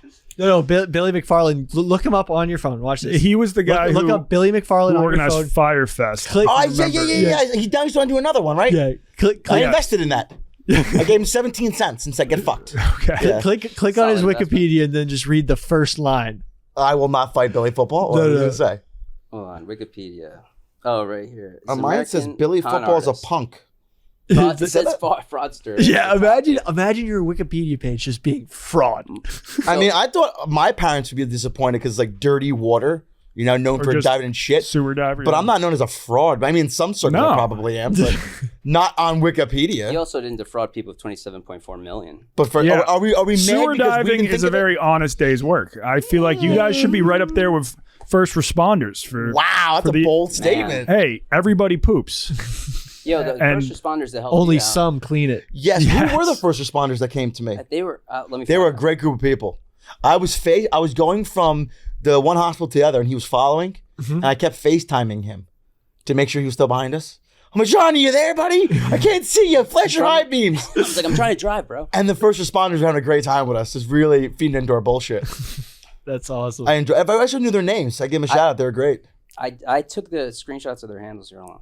I feel kind of bad shitting on the Gulf of Mexico because the only place I've been to is St. Petersburg, Florida, and it was Yeah, I it used was to live in nice. St. Pete. Oh, nice. Yeah, I drove Yeah. in Pinellas Park. My wife went to Eckerd College there. Oh, Yeah, it was great. manatees? Yeah. Were they like- Manatees, that was cool. I didn't actually know I couldn't touch a manatee. It came up to me like a dog would. So you smacked it. Get out of here. No, and I remember we were throwing like concrete bags over the side of the boat, and we were just covering this like fiber you were optic throwing cable. concrete No. bags at No, manatees? no, they were throwing them at me. I was just placing them. The manatees were And throwing the bags at manatee, you? Like it was clear water. It came right up to me, and that was like the first real interaction I'd ever had with like a large animal like that underwater. And it Yeah. was so nice. And I was like 19, I think. Oh, that's dope. So I was like, this is dope. I just want the it was, record like to stay. it was like a dog, you know. That- And I then- know. I didn't Having throw a pet bags, you did? manatee would be that the was dream. sick. Did I you wanna- pet it? Yeah. Nice. That's Yeah, and pretty then cool. they told me to stop petting it. It's because illegal. It's illegal as shit. Yeah. Really? It's like touching a bison in Yellowstone. Yeah. It's an It endangered was- animal. There's- Hold on, you can't do that either? Well, did you see the tourist videos of like The bison you charging them? Yeah, they Oh, he's like shushing them away by the cars? No, like there's a lot of like tourists who come from overseas where they don't have much contact with wildlife, and you'll see these big buses of tourists. A lot of them from countries where they don't speak English, especially with different. Is there a specific demographic you're referring different alphabets? So then they get out, they can't read any of the signs, and then they go and they see these animals, and they're like, "Oh, Let's fluffy. fucking ride it. Yeah, It's let's the pet language it." barrier that It's a stops them from language, touching a especially large animal. the Yeah. alphabet, especially like non-romance language. I don't know if you know this, but there's no sign in the world that's going to be me in front of a large animal. I'm going to go, well, I can't read it, so fuck it, let me pet it. Maybe that's just me. But then they get tossed, like rodeo style tossed. And They I deserve don't it. say that I enjoy watching the videos. But you watch but it. it's I'll watch it, hilarious. I'll I'm watch not, that. Not necessarily I'm a fan, but I if subscribe. they don't die, it's funny. Yeah. And you can get 8 seconds? Not a goddamn. But they get tossed. What is the crime though? Are they charged with something? Same thing as touching a manatee. But Yeah. what's the fine? Like, is Like, it worth it? so Like you there can't was- touch a whale. so Says who? no, I mean I've touched a whale shark. Yeah, That's I illegal. had a girlfriend. Never Yeah. mind. Yeah, well, this is like in the Philippines, you can actually dive with whale sharks, and I don't think it's great for them because now they've just become dependent on all the tourists feeding them, so they show up to the same spot every day. But swimming with those things was incredible. But yeah, if you were wondering what's the fine, there was a Florida guy arrested for harassing a manatee, and he was put in jail and held on $25,000 bail.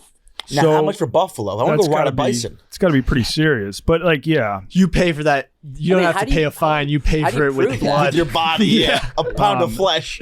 oh, like Like when someone got you on video touching a Yeah, manatee, so you just get yeah. I pinched? remember this one vid went viral. It was a drunk Florida guy like just riding a manatee. Oh yeah, well you deserve that. Then. Did he bring Yeah. a rope with him? Like, how did he? No, he was just holding onto the back, and the manatee was Oh. like taking him back and forth. Manatees are so cute. They hang out near nuclear power plants because the water's so warm. Yeah, Warm, yeah. discharge. Yeah. Well, we had that with the eels and like when Oh, we're diving. Great story. So no one told me. I first started in the industry. No one said that the eels were attracted to the holes and to hot water, right? So I'm digging a hole under Chelsea Pierce. I'm digging a hole around a pile, right, in the morning. Yeah. So I unplug my hots because I'm like melted ice cream. And I get a little warm, Yeah. and I was sweating. So I unplug my hots. They're just draped down next to me. I'm digging a hole, right? So I'm digging a hole. I come up for lunch. I go back down. I get in the hole. I plug my hots in, get a little bit of hot in there, and then I unplug my hots and I turn off the valve on my hot water suit to keep the hot as long as I could keep it in. So I'm working whenever. Now end of the day, I take another shot before I have this really long travel to get out of the water because we were deep under Chelsea Pierce. I get up to surface. I unplug my hots. I'm talking to my brother, and I'm like, the fuck. I'm like, my pants are moving. Now I'm wearing chafing gear. I'm wearing overalls above my wetsuit. And I had an eel that was attracted to the hot water in between my wetsuit and my coveralls. Now, When you said it was attracted to That's in a openings, horror movie, or that's in like so a sci-fi I'm movie. screaming, Like, screaming bloody murder because this eel came out of my foot. And the insult to injury, James Spader, the actor from Blacklist. Oh right? yeah. So he's like about 10 feet from me because that's where their studio is for SVU and the Blacklist was on that pier. And I turn and now he's laughing at me. So James Spader's making fun of me. You're on the You know, my entire crew is laughing at me and this eel's fighting for its life. it's still in there. It's just no, trying to it's get- out now. Okay, After yeah. I got done crying, Yeah. I got it out. And now it's on deck just flopping around. And no one's saving this poor thing. And again, James Spader's laughing. And then he tried thrown it to out. bum a cigarette off you, right? That was later on in life. Yeah, every time he took taking awesome. cigarettes off of the comms box. And finally, I remember Dave Radish. Yeah. So Dave Radish was my comms guy. Dave Radish was like, it's a guy with a funny hat.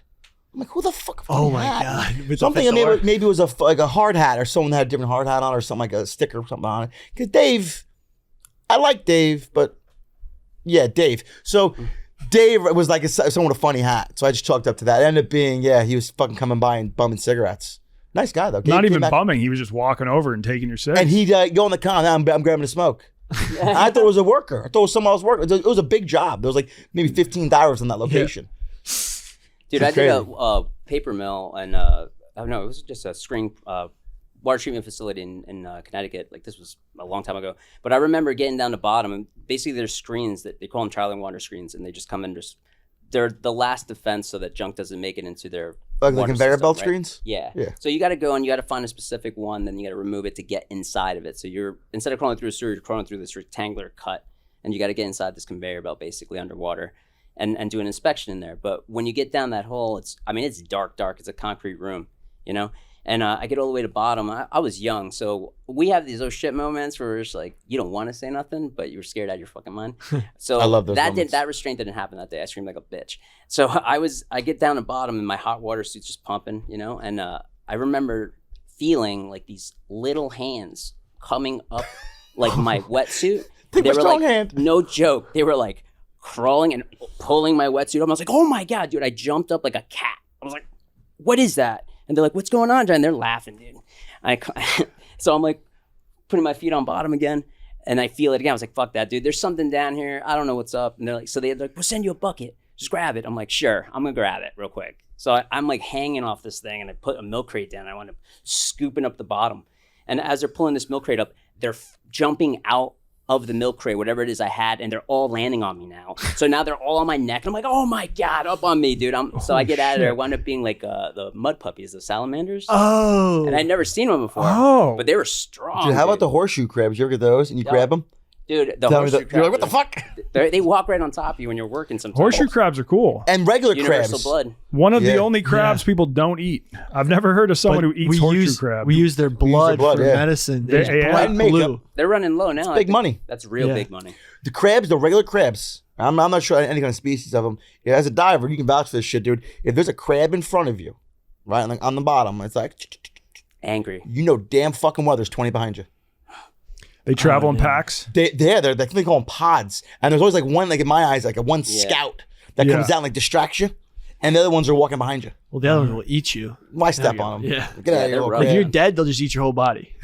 That's why you take a body, I've heard, the mob guys, they'll wrap it in a chain link fence and they throw it in the harbor, right, with cinder blocks in it. Yeah. What it does is it keeps the body on bottom, Uh-huh. right? And the crabs get in there and they get stuck and they continue eating your body.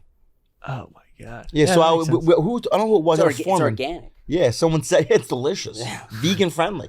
If you come up with a chain link fence wrapped with a tarp inside it, Oh, that was just leave it alone. 100%, Yeah. Leave it Oh alone. my God. Because I never come across one yet, but I was at a young age. I was told you come across that, just keep it moving. Yeah. Huh. There's a couple of things you just don't touch. Down. you guys have found like a couple of guns and stuff, Oh, right? yeah, You're telling us yeah. about. And a body. I've never found any guns ever in my life. A couple bodies. No Yeah. one. It stops. Not about the body so much. That sucks. It's just the fact that sometimes you're just doing something And you you're grab and it. you grab onto it, and Yeah. it's a hand or a foot that's lodged somewhere, and you're like, What the fuck? dude. So now it's not so much a yelling thing. Now it's more like you've learned, like throughout your career, you go scream like a little bitch, and then you just don't scream anymore and just silently deal with what's happening. Yeah, And then you're yeah. like, oh yeah, there's a But body. now I learned when you find a body. Fun fact. I take the watch right away. what you do. I check the And pockets. and the wallet. Always So for now, ID, though. if you find a body, and fun fact, you're emotionally distraught, and you can't perform your duties. oh yeah, you have to pay me. disability. Yeah. Oh, so you guys have been shutting up about Yeah, nothing. big Now I'm time like, money. hold me. Like for a I'm lot. so scared. I got eight recoveries. I only got one. Dude, Yeah. I mean, you I've wanna come pay me, across a great. lot, Can but we I'll do- call in.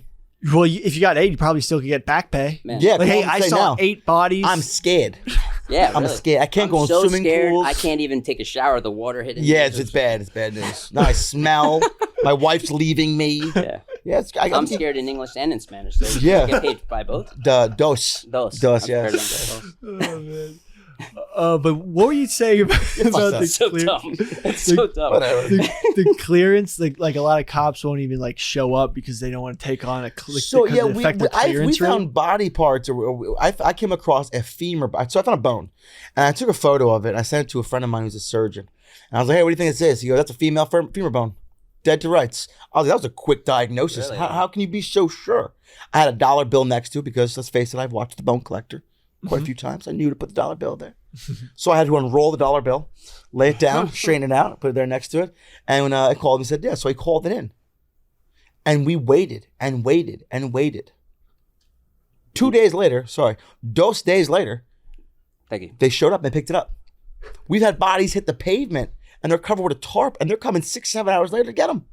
You're like, where the fuck have you been? Yeah, they don't want none of that. Where'd you find it? Floating over here? Okay. Yeah, I mean, we learned that like 50% of murders go unsolved. I So- think those numbers are low. I think it's more than 50%. I mean, Yeah. In New York, like, what's the Yeah. average crime rate? It's 72 hours. It's like Maybe. 90%. You're not going to find the person. Yeah. but I feel like a lot of the times when someone tries to just dump a body in the ocean, it washes up on shore like a week or two later. Yeah, So that's That's why why. the chain link with Yeah, crabs. that's why you gotta. Yeah, you gotta That think makes ahead. sense. You know, Yeah. those guys were Science. yeah, smart. Bill Nye's disposing bodies. This is what you need to do, right? yeah. Not that I'm calling Bill Nye a murderer. I'm not. Well, hey, I would love to get back in the water at some point. Let's go. Yeah. What are we doing this Yeah. afternoon? What time is it? Well, not necessarily in the East River, but Yeah. A body of yes. water? I think it would be cool. Yeah. That would be awesome. Like How dive about a somewhere shipwreck. warm. No. Yeah. Please specify warm. Warm. Like Because a there's shipwrecks here, bro. Yeah. So there's a difference, Wait for the there's summer. a difference The between water scuba warms up. divers and commercial divers. You know what I mean? I see Yeah. some guys recently that come across our lives have not made that distinction. And they Yeah. think that just because they dive, they can be commercial divers And or they're be not. classified as commercial divers. So the shipwreck thing is like great if you're a scuba diver. And the commercial divers, as crazy as we are, we know that is kind of reckless. And we don't talk about we don't like doing that unless there's gold in there, and then it becomes. Then we're gonna fuck and then with it's it. commercial diver thing. We would love Yeah. to get in there. So let's plan somewhere. I mean, nice, something warm, something with I don't know umbrellas and the drinks. If I was, to, maybe suggest something after your fight so you can partake in the umbrellas. Yeah, the then fight we'll go might from be there. off. I got a I might guy be for you. drinking Come on. today. Let's go. Wonton Don's right here, brother. If I Yeah. almost died and drunk with you 2 days later, you can have a beer before your fight. No, but that's like this mentality. It's just There like is- I'm yeah. ready. My body is. Oh, I I've agree. done Body to everything temple? I I respect can. that. No, but more. It's like How many if push-ups I can you do? if I can probably do 200 within Right the now? span of 20 minutes. I Yeah. got time. I got a stopwatch. Well, I did them already today. Like actually. Oh, okay. I'll FaceTime No, you but it's tomorrow like, morning. It's one of those. I know. No, it's one of those things where it's like if I have that one beer, like that could make me lose. All of a the sudden, fight. you're buying a bag and you're not going home for a week. I get Yeah. it. I get Oh, it. you're that guy. Yeah, I get that. That's Yeah. all right. No, not like that. I mean, No, I'm not No, that. Cool your guy. yeah, no, it's like no, like it's I don't know. We do like a little rough and rowdy 3 1-minute rounds, but like you still got to take it seriously. Like you When's could get the hit next- the wrong way. Oh, Yeah, yeah. yeah, March absolutely. 3rd. Where's that at? It's in West Virginia. Well, it was. Can I go? Yeah, we could get you. You tickets. got a back seat? I can Yeah, I'm gonna call the guy to try to like basically bully him into signing this document to fight me. Wow. Because he was like into it and now he's like backing out. It's a whole thing. I mean, can I wear headgear? I'll fight you. I'll wear headgear. Tell him it's on the up and up. No fraud, nothing. Yeah, it's all straight up. This is straight up. real money. This is an actual paycheck. You don't have to scam it from anybody like, or nothing. you Just show up at yours. You don't even have to train. You just have to get in that ring and just like Fight 3 rounds. Yeah. How just- much money are we talking to fight you for 3 rounds? Just like here, just Well, just- so what are you this worth for for 3 minutes? Billy McFarland, because he's like a pseudo celeb. Yeah. Dave thinks that will help sell People- a lot of PPVs, so he was going to get paid more than Okay. most. People want to see him get his ass kicked. Yeah. That's I'll part take of a dive for like $7. All right. Not a problem, bro. Well, just you- touch me. I'll go You down. are a diver. I'm like, oh, you got me. Oh, yeah.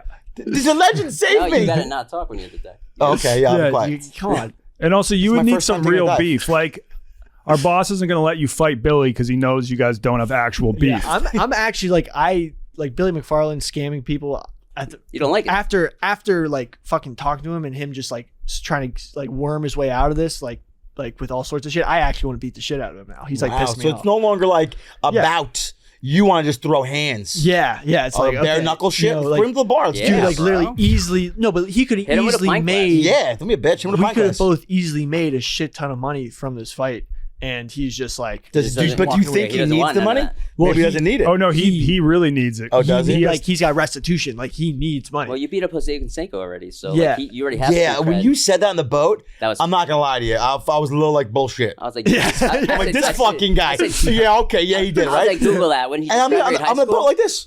Yep. My motherfucking did it. I was like, verify that. It's one of those funny ass things. Like imagine if you had to like go to like some sort of orientation and tell like two What are your strong suits? truths Ask and a Jose, lie. my right Life-changing hand. moment. Like yeah, 2 truths and a lie. Like Went to the bottom of the East River. I dove Chernobyl and I Yeah. knocked out Jose The Canseco. guy's gonna be like, God damn, so Yeah. you didn't go to the East River. So Chernobyl's a lie, right? What'd you do? it was like fucking. Anyway, You've had a pretty crazy year, my man. Good for you. yeah. This life. It's Yeah, wild, you man. about that life, huh? You Yeah, about that just- life. That's it. You know why live an average life? Yeah. Plenty of people can do Fucking that. A, Like, dude. this is a whole like room full of people who just like, hey, fuck it. Like I'm not sitting in a cubicle. Like, No, let's we're go do sitting there some- crunching for numbers sure. going, if Yeah. I fuck around, will I in fact find out? Fuck a cubicle. gotta I'm going to fuck- work in the gotta fuck sewer. around. Yeah, cubicles are for losers. Yeah. No. Respect to everybody in a cubicle right now listening. Yes. Yes. Hey, listen. you guys make not this every day happen. in the sewers is You all it's guys- chalked up to be. You No. guys, True. if it wasn't for you guys, we wouldn't be able to do this.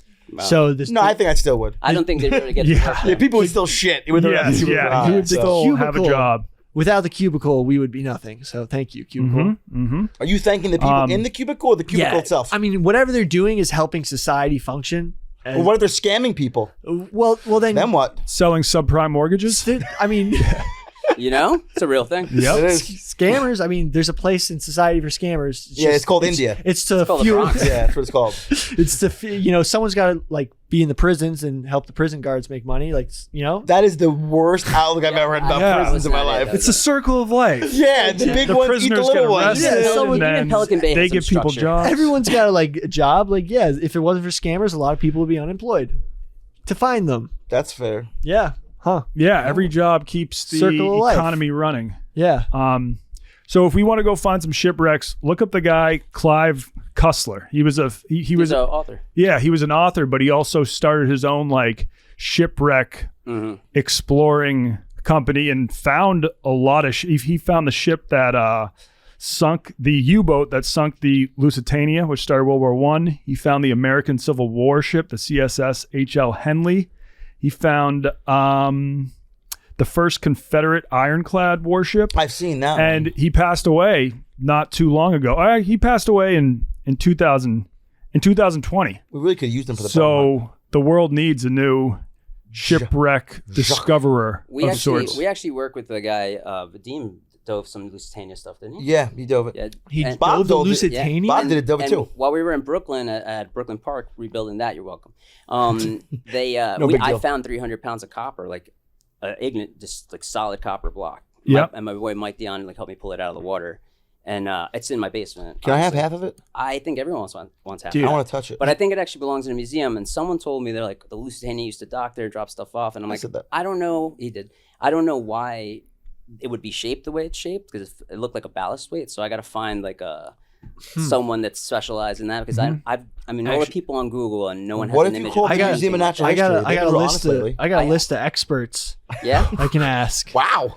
No, seriously, it's called Billy's List. It's just a list of like Yeah? very highly like Can I be on there for you just have toilet questions? yes, Yes. Okay. yes. We got plumbers. We got everybody. Oh, they got- who they knows got- anything. Wait, but you Are have a guy are who's you gonna, on- who like knows Send a me lot the about picture, I'll a lot just about send you the copper. Are you on Angie's list right now? No, it's like basically a Discord account I made. And just like I just signed up for that. There's some crazy Yeah, some there's bitches some on there. Discord's the Wild West. Yeah, I yeah, love for it. sure. Yeah, it's weird. Never really used it. I just got the guys from okay. Boneyard, Alaska. The one son. He was telling me to go on it because Yeah. they were doing an East River I gotta talk. start one of those. Yeah, So I went on it, and it is truly the Wild West. yeah. I was on the Wall Street Bets one. Like it was insane, bro. Oh, when it Yeah. was happening. Oh yeah, I made a ton on AMC. Really? I have no yeah. snare in my head. That's yeah. Actually, starting a new interview. I did not. We're now talking with Johnny, who made money on AMC. How'd that work? Dude. Why'd you buy? I saw it go way too low, and I was like, "Yo, I'm gonna jump in on this, dude, real quick." And I jumped in a little late, but I was in and out. I made a bunch on a penny water stock my buddy told me about like 5 years ago. Oh damn. Oh, you're telling me? Yeah, that I've was made that was zero insane, money in bro. the It stock was- market. I bought it at like You're doing 0005, and I wound up having like a 289 plus like return on that. It was wild. By the way, I think this interview's been going for how long? Almost an hour, 2 hours? Yeah, I gotta piss. Yeah, 2 hours. I have Yeah, I think one it's last question. Okay, perfect. Eight if it's inches, some, sir. just- 8 inches. Have you guys ever been in a submarine? And do you know anyone who could get me in a submarine? I went to school with a kid named Chris Aish. He was a submarine guy. He was like high ranking in the submarine world. That's about the extent of my knowledge on submarines. Now there is one in Hackensack, New Jersey. Well, that's like I want to be in a submarine that's actually moving underwater. So not just, my neighbors are all chiefs in the Navy, because I live right by the Groton Sub Base in Connecticut. yeah. And the neighbor across the street, he was a commander, so the guy that took his spot is like down the block. So I can ask. Yeah, I've always I've always wondered if you can if there's like some sort of company that does You get a Groupon, go on a sub. pleasure I wanna cruises, go. but My wife would love that shit. but in a sub. Like you do a booze cruise, but Oh, it's they do have underwater that. and you're in a sub. They do I have think they that. have the cocaine runners to have the submarines. No, Yeah. they have a spot you could rent that. It's expensive, but I've seen videos of that. I don't know if it's in Chile or what. Really? Like you can do You could- a cruise like sub. They have a whole submarine. It's a small one, but you can get. Yeah, in. It's hey. like When that invite list comes out, just Yeah, we want tickets for that. Well, for Billy's I fight. have a lot of time. Fine. I would like to say I've gone on a sub ride once in my life. really, So yeah. I'm not on any. Well, you I still wanna have go. time. Yes, yeah, but we're the same age. I feel like I'm behind you now. It's very rare. I want to get in a blimp and I want to get in a sub. Apparently, there's Even a hot only air balloon? there's only like 30 blimps left in the world. Something There's one in crazy. Rutherford, Yeah. New Yeah, Jersey. don't they have one right I That's know. right, Well, stadium. that's one of 30. Yeah. Wait, Good year. I think how many blimps? yeah, All I right. think it's like 11. How many? Where Shut they down. 25 blimps in the whole world. Yeah, think about that. That's 25. insane. How many are in Germany? Yeah, let's buy They don't have a blimp. good history of blimps. Yeah. No, they wrong gas. They used to have a lot Wrong of blimps. gas. Yeah. Yeah. They used That's to what have it is. like luxury blimps that you could take across the Yeah. Atlantic, but that all, China has balloons. yep. yeah. China's soon. got And balloons. they had soon. balloons. Too soon. That's my fault. Too soon. They got see that actually now. one's going over to South America right now.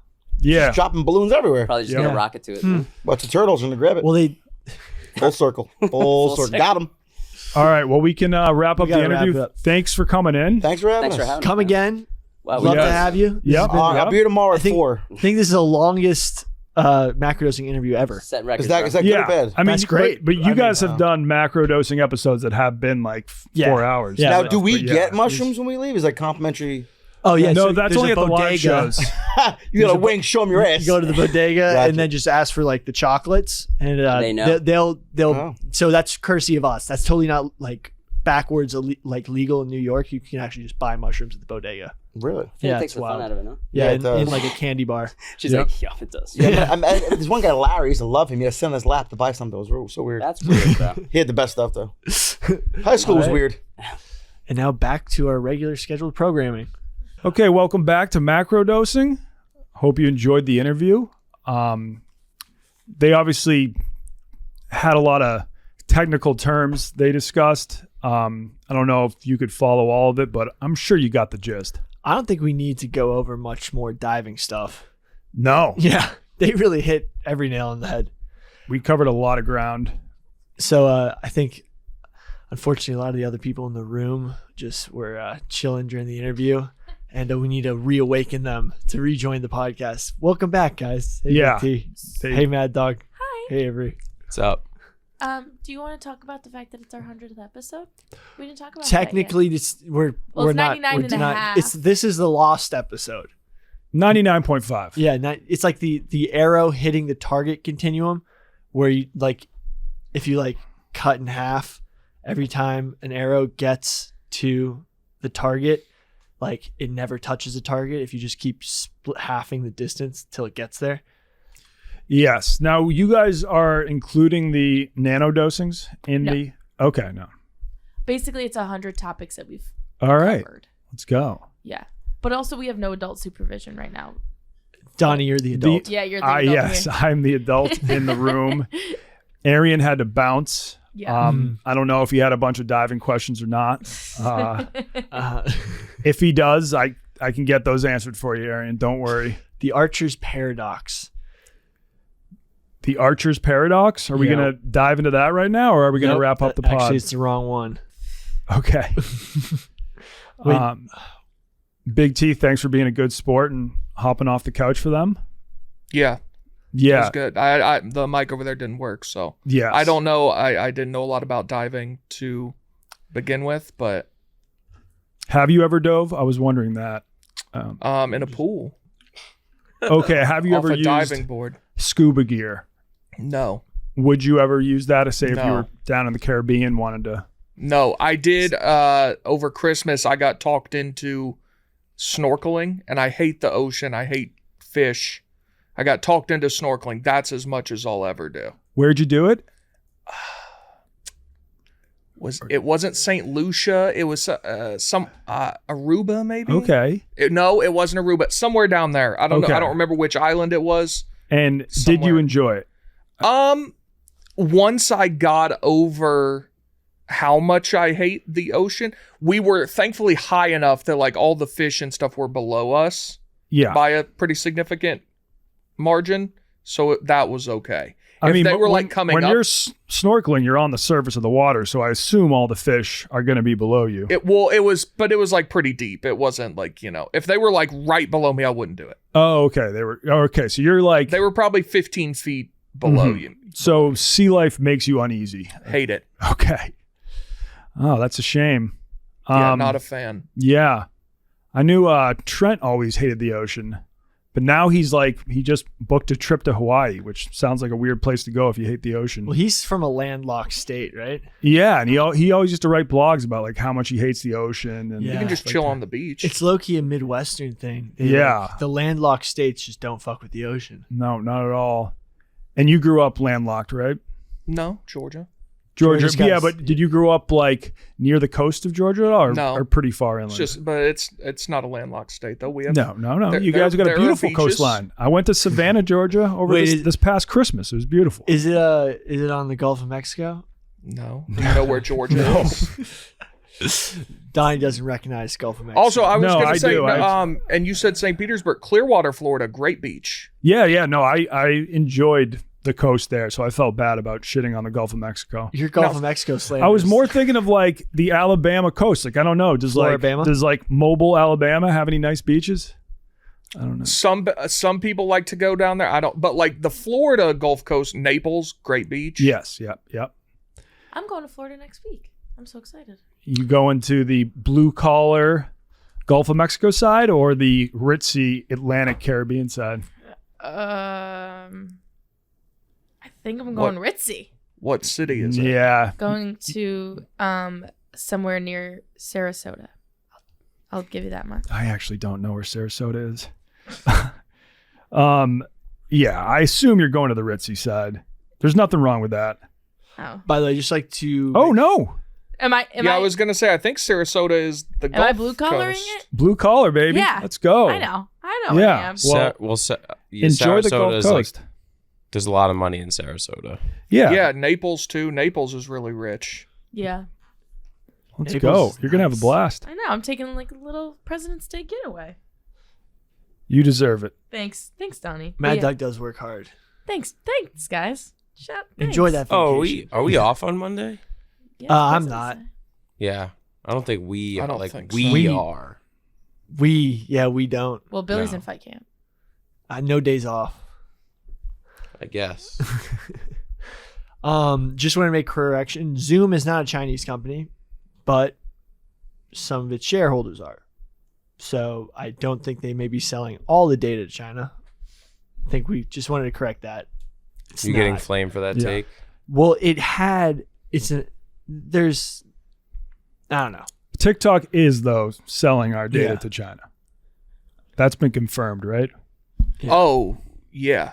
Okay. Like untold amounts. Okay. Stuff that no other app has ever done before. Like your eye motions, right?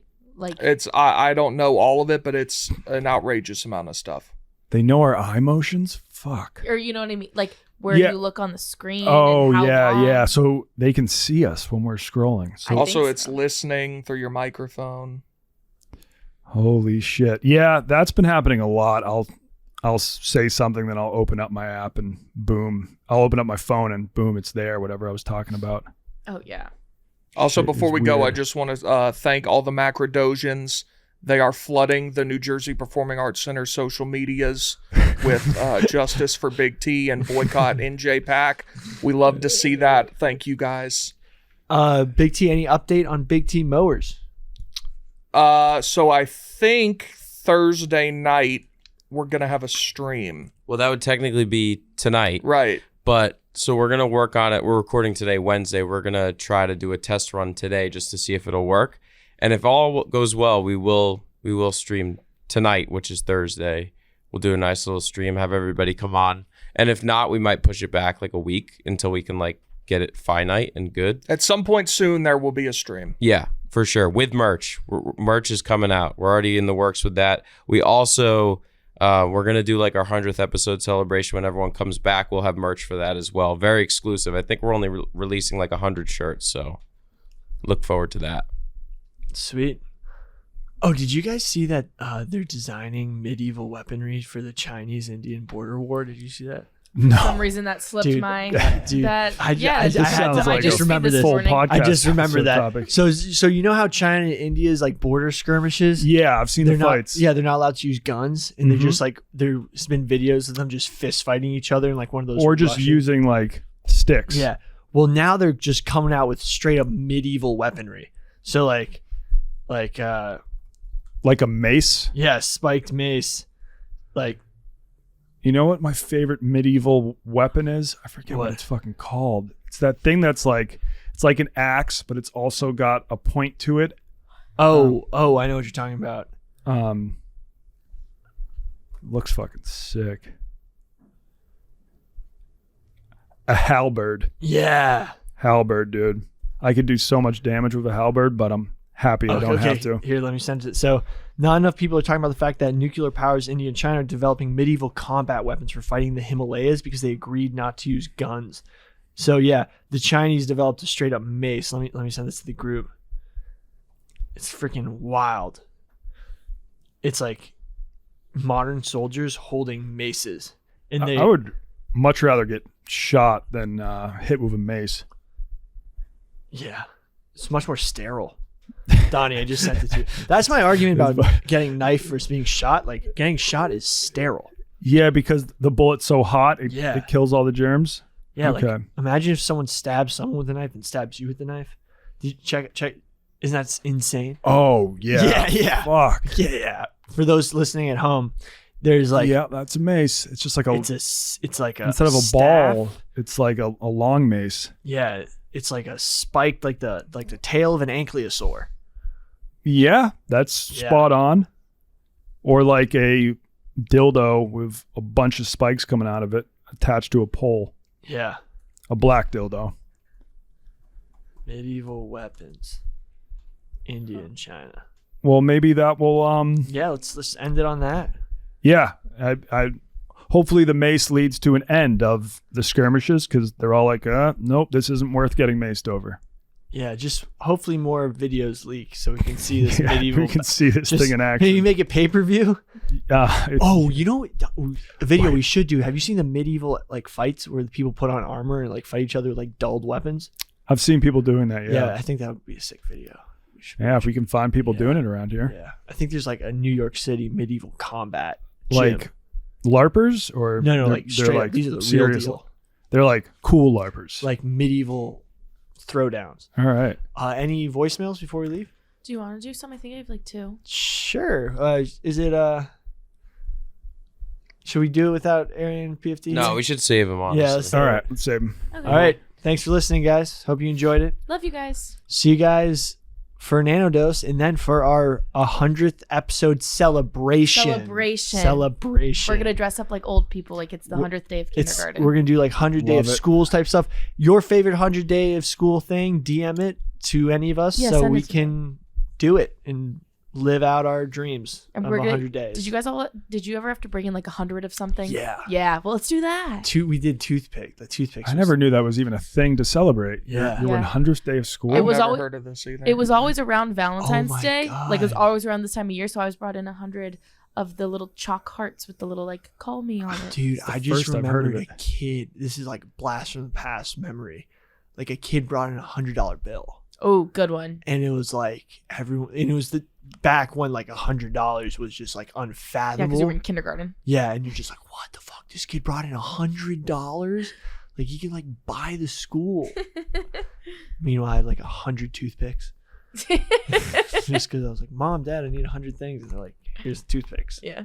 Count out 100. It's gonna take forever. Bye, guys. Bye. Love you all.